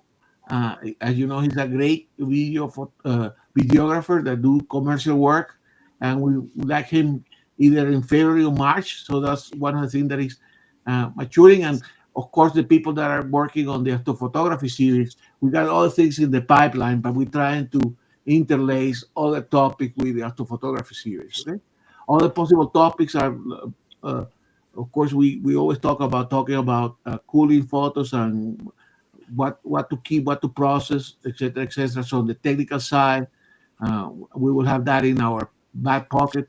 But please, guys, if you have anything that you want to present, I think we're working with Robert to give us a presentation of some of his wonderful photography work as well. But if you have anything to present, contact either Jeff or myself, and we will work with you and have a presentation. That's the way we're going to know. I mean, look at all the people this year contributed for the first time and all the wonderful photos and how much we have learned from each other. So definitely don't be shy. Reach to us and make a presentation for us. So finally here is the I grew up in the name of the year. So we are now the year 20,206, correct? But we are in 2026. Our first image review that will be on Saturday, January 3rd. Please start sending your image to Jeff so that he doesn't have to add them at the last moment. I think Jeff has If you have a longer series, that's fine. He will decide how many, depending on how many contributors we have. Today we did quite well with over 86 images and 14 different contributors. Please do start sending your images, and that's what I have. Yeah. Excellent. Okay. So I'll just try to, like I said, I'm already in You're in trouble? in the bad territory now with the wife. Sure. So I'm just gonna let me just go to some rumors and kind of fly through things here quickly. And I'm just going to run through some stuff quick. Nike. So first stuff that's been on Nikon rumors I'm sure everybody goes there anyway. Icolite announced a new underwater housing, the 200 DL for the Nikon ZR. According to Icolite's website, I looked it up. It's $1,995. Now, if for those of us that have done scuba diving and have had underwater housings, which I have had, and Scubarazzi obviously has, the housing itself is a very small part of what you're going to pay when all is said and done. You buy that housing for almost $2,000. You got, if you were going to say equip it to handle the 14 to 30 millimeter f4 Z mount lens, you need a compact dome port for $395. You need an extension for $275. You need a zoom gear for $30. You need an anti-reflection ring for $10. That's $710 on top of the $1,995, and that doesn't even include a flash or a series of flashes. Some people use a single arm flash. Scubarazzi uses a double arm flash. So let's not even go there. You can add another $1,000 or more just for flashes underwater. So for anybody that's getting all excited that they can get a housing for $2,000, it ain't $2,000 when in real life when you're all done. Nikon introduced their thinnest and lightest set of binoculars that they've ever made, called the 4X10D CF Pocket, 3.7 inches by 2 inches in size, 10-degree field of view, close focus of 3.9 feet, and they advertise it as being something that's good for concerts and sports, museums, and stuff like that, and it's $215. There's a lot of pictures of the Nikon ZR with the recently released Viltrox 28 millimeter f4.5 Z autofocus full frame pancake lens. It should be noted that it is only f4.5. It's not 4.5 up to f22. It's just f4.5. Fixed aperture. It sells for $99, but I saw some. They may or may not still be on sale, but Amazon was selling them for like $70. Yeah. I almost thought about getting one for $70, but I held off. And there is a Nikon ZR Facebook group for those of you that all of a sudden I feel rather small and insignificant. So there is a Nikon ZR Facebook group for those of you that want to talk to other people that are ZR owners. There's a Viltrox E to Z adapter now, compatible with the Nikon ZR after a firmware update, version 4.4, and that costs $99.99. And there's a 7 Artisans autofocus 10 millimeter f2.8 APS-C lens for the Z mount, now available for $199. Jump to Sony rumors. Obviously, Sony introduced their first partially stacked full frame sensor, which happens to be 33 megapixel in the intro of the A7 IV. Other features they have is a Bion's AR2 processor that has an integrated AI unit as part of the processor rather than a separate chip. Up to 30 frames per second, blackout-free continuous shooting with autofocus and auto exposure. Pre-capture function, speed boost button for 30 frames a second. 4K 60 full frame, 4K 120, Super 35, S-Log 3, and S-Cinetone. 759-point phase detect autofocus with real-time tracking, seven and a half stops of IBIS, 5-axis in-body image stabilization, 3.68 million dot quad VGA OLED EVF with 120 frames per second refresh, 3.2 inch, 2.1 million dot tilting, multi-angle touchscreen, dual USB-C ports, which is really good. One for power, one for data. And the body only is $28.98. A few other features is AI subject recognition and auto framing. The touchscreen is, they have the best articulating touchscreen of any camera brand, in my opinion. And I shoot Nikon, but they've got the best articulating screen overall. And they launched the Sony FE28-70 f3.5 to 5.6 OSS2 lens when this camera came out. I actually got an email from Ron Howard asking me what I think of the Sony camera, and so I kind of compared it to the Z6 III. I mean, that's kind of like where the price point was, although the Z6 III right now has dropped considerably in price since the ZR came out. Okay, so but the A7 V, the processor's faster in key areas due to the integrated AI function. It can handle higher resolution and speed. It has supposedly faster, more accurate AI-driven autofocus subject to tech and tracking. And you have can do 30 frames per second, 14-bit RAW with full autofocus and AE tracking. And they say it has 7K oversample 4K.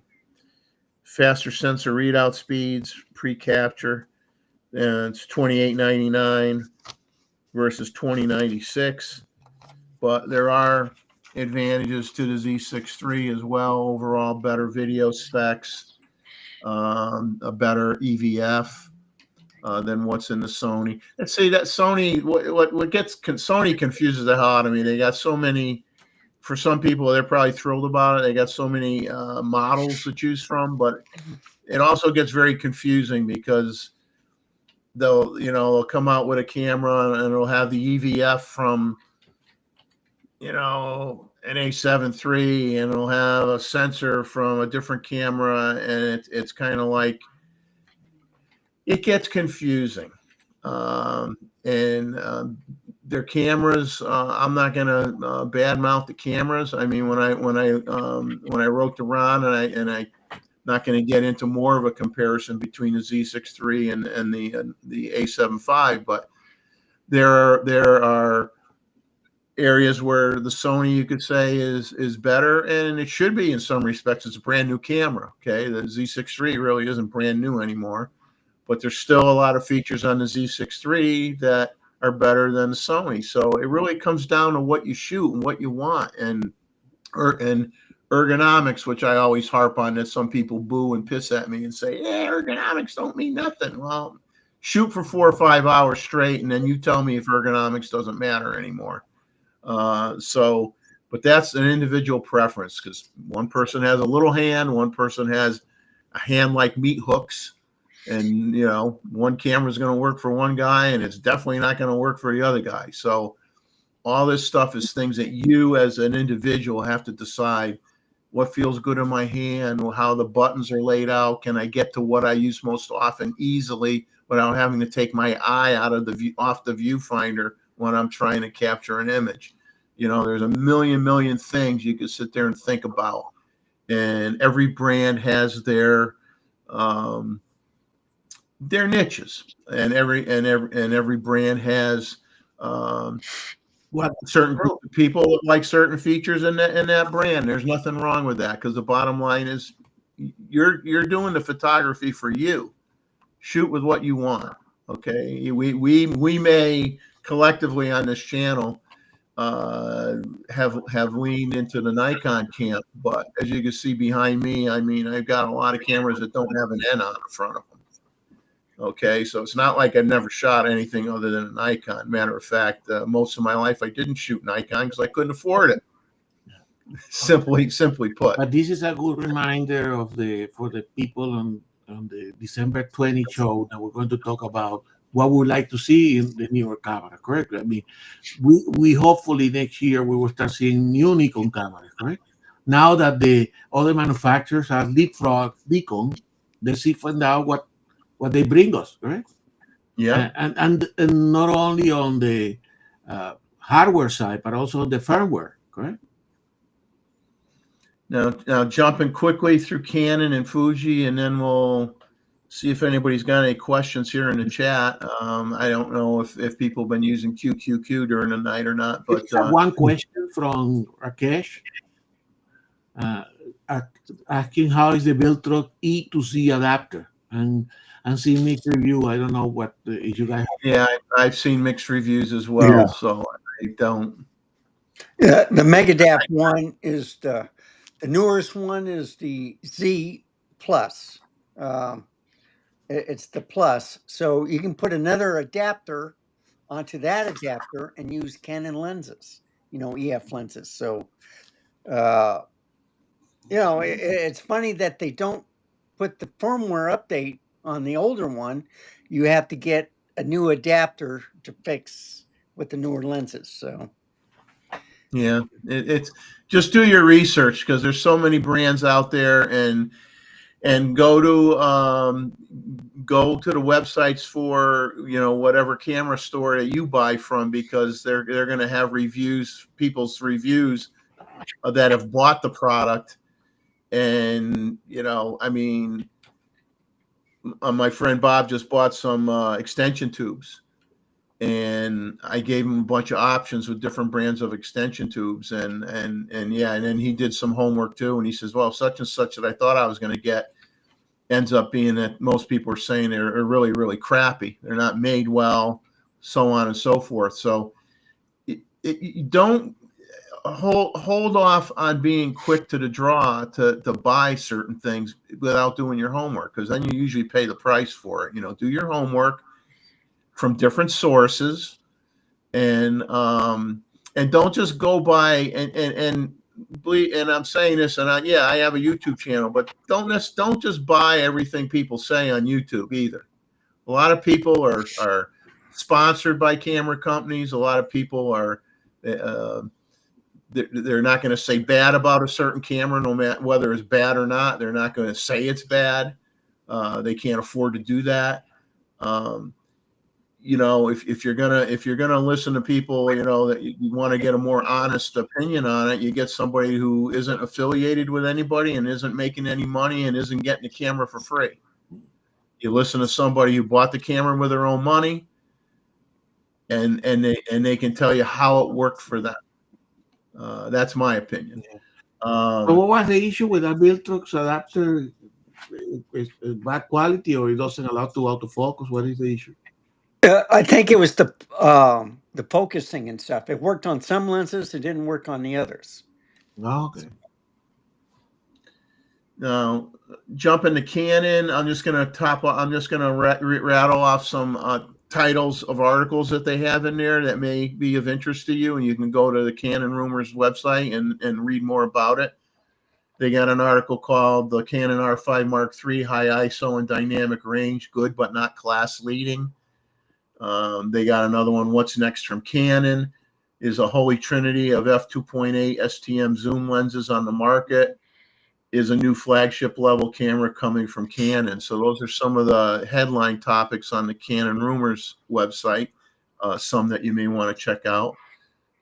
Fuji Rumors, they're coming out with the GFX 100 RF fixed lens medium format camera that was a recent release. John Ishii has a couple of them. His wife shoots with one. He has one of those. They're coming out with what they call a fragment edition, which I'm like, what? And a blankety blank is a fragment edition. Somebody dropped it on the floor and cracked it. I don't know what's a fragment edition.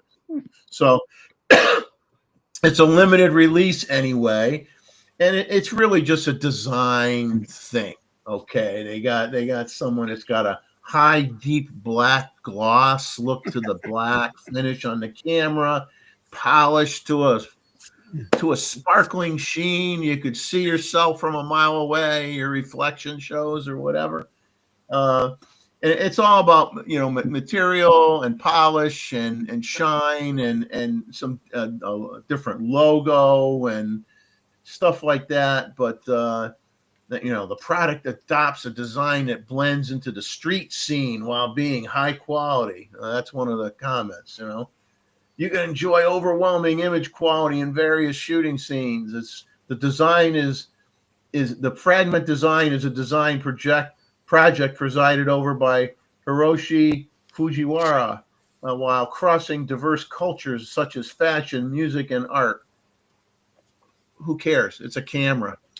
And if you want to buy it, it's $6,405.11, and that's a limited edition camera that isn't going to really perform any better than the one that's considerably less priced. So if you're into looks, and it's like, you got to have that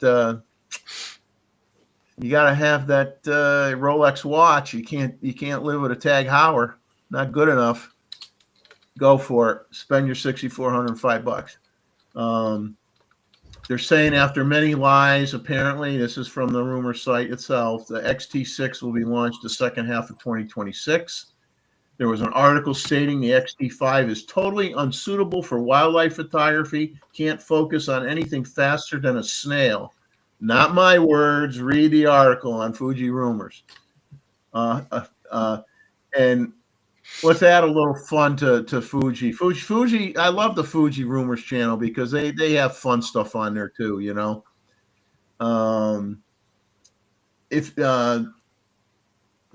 So Fuji in India came out with what they called an apology letter from Fuji.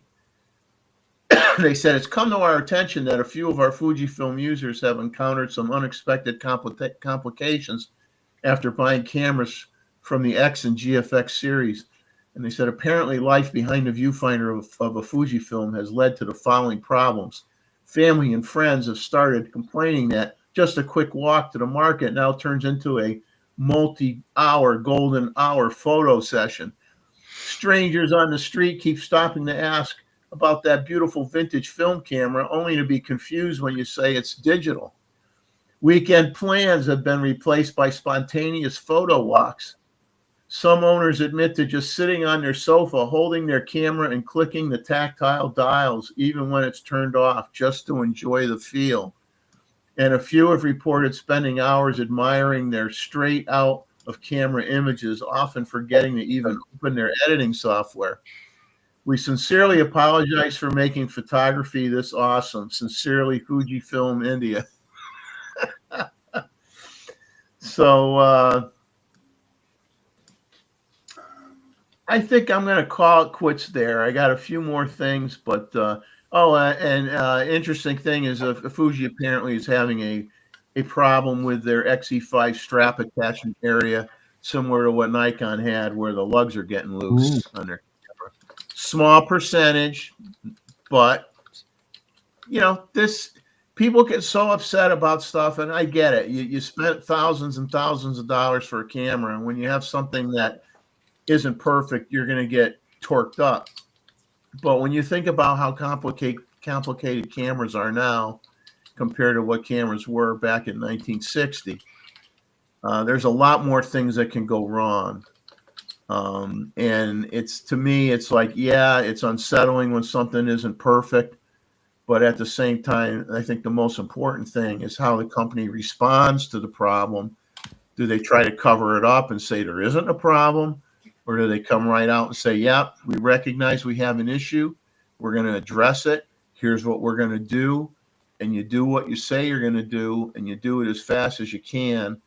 And then you got to respect the company for doing that. But the stuff's just so complicated now that, you're bound to have, almost every manufacturer has had a problem with a firmware update that takes out your camera. And it doesn't, Fuji had that with focusing. They came out with a firmware update and the cameras weren't focusing anymore very well. You know, everybody's had issues, Nikon included. Okay, they had to lose lugs on the camera straps and stuff like that. And this excuse my language, this shit happens. Okay, it can happen. You don't want it to, but it can. But another interesting read is there is a YouTube video on Fuji's website titled "What We Lost When Cameras Got Better," along with a summation of the video on Fuji Rumors. It's an interesting read. It really is. You know, what we lost when cameras got better. Because, you know, you got IBIS, you got this, you got, you know, we're talking about, oh, maybe you can't, not easy to pan and get a certain result because of the image stabilization or whatever. But, and we all know, and I know because I do shoot film, not a lot, but I do shoot it. Let me tell you, it takes me forever to shoot a 36 exposure roll of film. I will shoot 10, 20,000 digital images before I ever shoot 36 images on that roll of film. You just take your time. You know, it costs more, right? Obviously, it costs more to do it. The film isn't cheap. The processing isn't cheap. You don't know how the results are going to be. Depends on who you send the film to, blah, blah, blah, blah, blah. And it costs money. And you do everything. You're using older cameras that don't have all the technology. You got to remember you're going to be shooting in manual, baby. Well, heaven forbid you don't know how to shoot in manual. You're going to have to take your time. You're going to have to think things out a little bit more. It's going to slow you down. One of the reasons why that one roll of film takes forever to get done, but it's also a different experience. And it brings back memories when you did shoot film, for those of us that are old enough to have shot film, and there's nothing wrong with it, but I just don't blow through film stock quickly. But anyway, that's all I got. You guys have anything you want to bring up before we consider shutting down? Just a couple of things, Jeff, here. In the discussion in the chat, so there have been some discussion in the chat about Kong leaving Grace of Westminster, both the business, but also stopping at the end of the year on the live stream. They have some replacement people. I think Daniel and a lady that also work. So they are for a change. Right? So people were commenting about that. So he's leaving the business. He's leaving the Grace of Westminster because he has now his own business on scanning film and developing film, and so you can imagine that keeping two business and the live show, which of course after Becky left, he's doing it by himself, which, as you know, is a lot more difficult, correct? So I think he's growing up in his business, so he's going to dedicate more time. So we may see him occasionally, like we see Becky, right? So people were commenting about that. Right? By the way, we have Alan Burns, which is from Kent. So one of our the people that used to come to Chuck's show on Wednesday, and I mentioned that we're going to have the occasional Wednesday show at a time that is more convenient for Europe. Yeah. Okay. And we may, depending on what we get for an audience with that show, is going to have a lot to do with whether we do one on a Wednesday every once in a while. Exactly. So for those of you in Europe that are like, oh, why don't you guys do more stuff on Wednesdays? That's up to you guys. Show up, be there or be square. Show up and show us that you want us, and we may surprise you with some more Wednesday shows every once in a while. And Alan was asking the guys here in the panel about a cable. Yeah. So there's many cables. There's a USB cable. I said just do a search in Google. one for like the V100 accessories, or with the Godox one, 100. But yeah, You're looking at the I don't know PB what camera you 960 want. accessories there. You're looking at PB 960 accessories more than the Yeah. 100. Okay. Yeah. All right. But between Randall and Roy, we're able to answer that, Jeff. So I think that's what we have.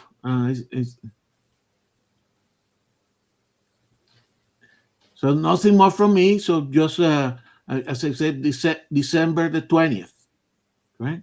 Well, I just want to comment on someone and said I don't think we should give camera names like the Z5 being called a beginner camera. That's true. I bought one and I'm far from a beginner.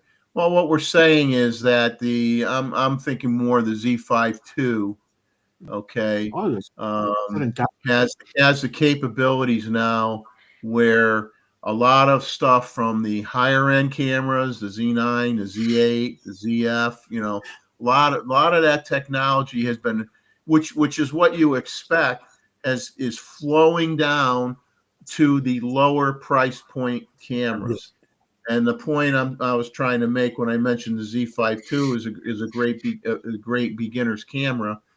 Affordable. I'll rephrase that. Rephrase it slightly. If you've been holding off and getting rid of your DSLR and going into mirrorless, if you were to get a Z5 II, my argument is you would be very, very happy with that camera without spending a ton of cash, and it would be a great camera to get into the mirrorless world and still have a lot of capability.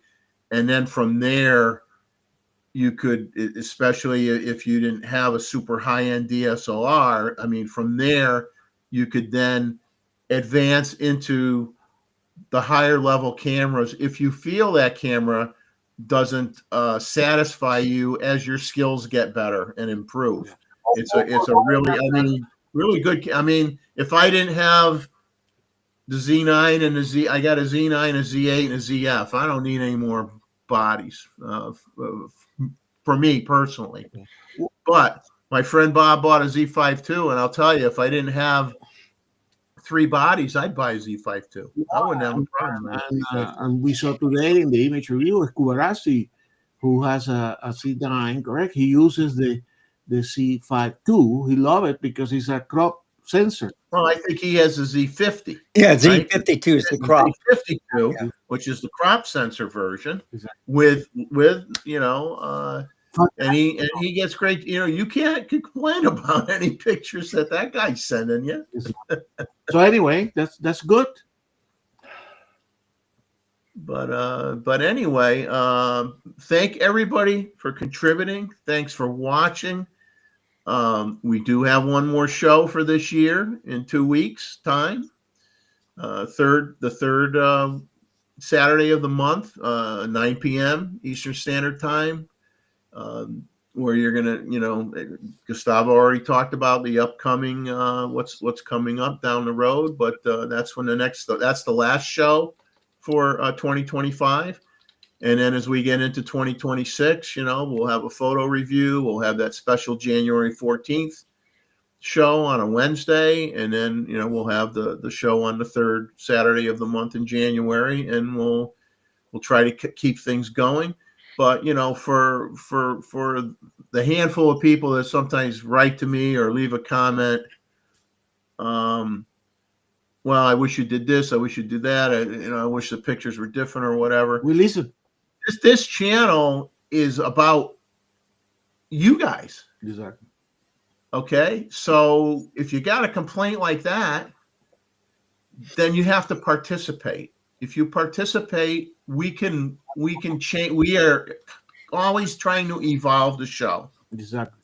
So you're welcome to come on and be one of the Hollywood squares here on the screen and voice your opinion about a piece of gear that you have and you own and you love it. And I don't care if you want to talk great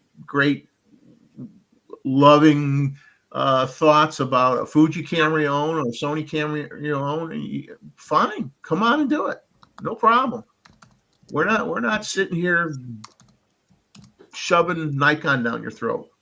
It just so happens to be that a lot of us happen to use it, but you use what's good for you. Exactly. And I've always had that mindset, and I always will have that mindset. It isn't up to me to tell you what to buy. It's up to you to be smart enough to do the homework and hold these cameras in your hand if you can, and figure out what fits what you do now and what will fit what you want to do down the road. Roy, do you want to show your toy Oh, quick? I got distracted. I see another kookaburra. Just tell everybody what you got and how you're using it. Okay, that's a ZR with a cage from Small Rig and the 28 to 135. Don't like this lens on the normal Z8 or Z9. It works well on the ZR. I love the power zoom. Hey, Roy, what about that handle? Do you think you're going to buy one of those Nikon handles to put it on that? I just haven't put it on yet. Yeah, but do you have it? Yeah, I got 3 or 4 Yeah. of them. Not necessarily the handle that comes with the small rig. This is the Nikon MD N10. Exactly. Yeah. Oh, I would That like gives to see it with that. That gives me a back button autofocus. Exactly. That would be great to see it with that. So next week, next time you show it with that one. Okay. I got it upstairs. I just haven't put it on yet. Yeah. See, I use mine on a tripod, so So but do it I. has the same fitting. Yeah. Yeah. That's it. Well, I'm glad that I know you were a little bit. I guess I'll be careful how I word it, but I guess you were a little bit disappointed on how that lens worked on the other Z-mount cameras, and I'm glad to hear that it performs much to your liking on the video-centric, the ZR. So that's good news for everybody that's thinking about it. And of course, we all know that they've already announced that they will be coming out with other cinema lenses. We just don't know when, but I'm sure they will surprise us because we no longer get lens roadmaps anymore like we used to, and you kind of get what you get. Just like we weren't expecting two APS-C lenses from Nikon to come out when they did 3 weeks ago or whatever it was. I didn't notice. So that was a surprise, right? So they're just gonna dump it and surprise us. Which okay. Well, I hope we get the C9 firmware update next week. Keep the fingers crossed. The All right. ZR could do with an update. Yeah, See but what everybody things have a like good.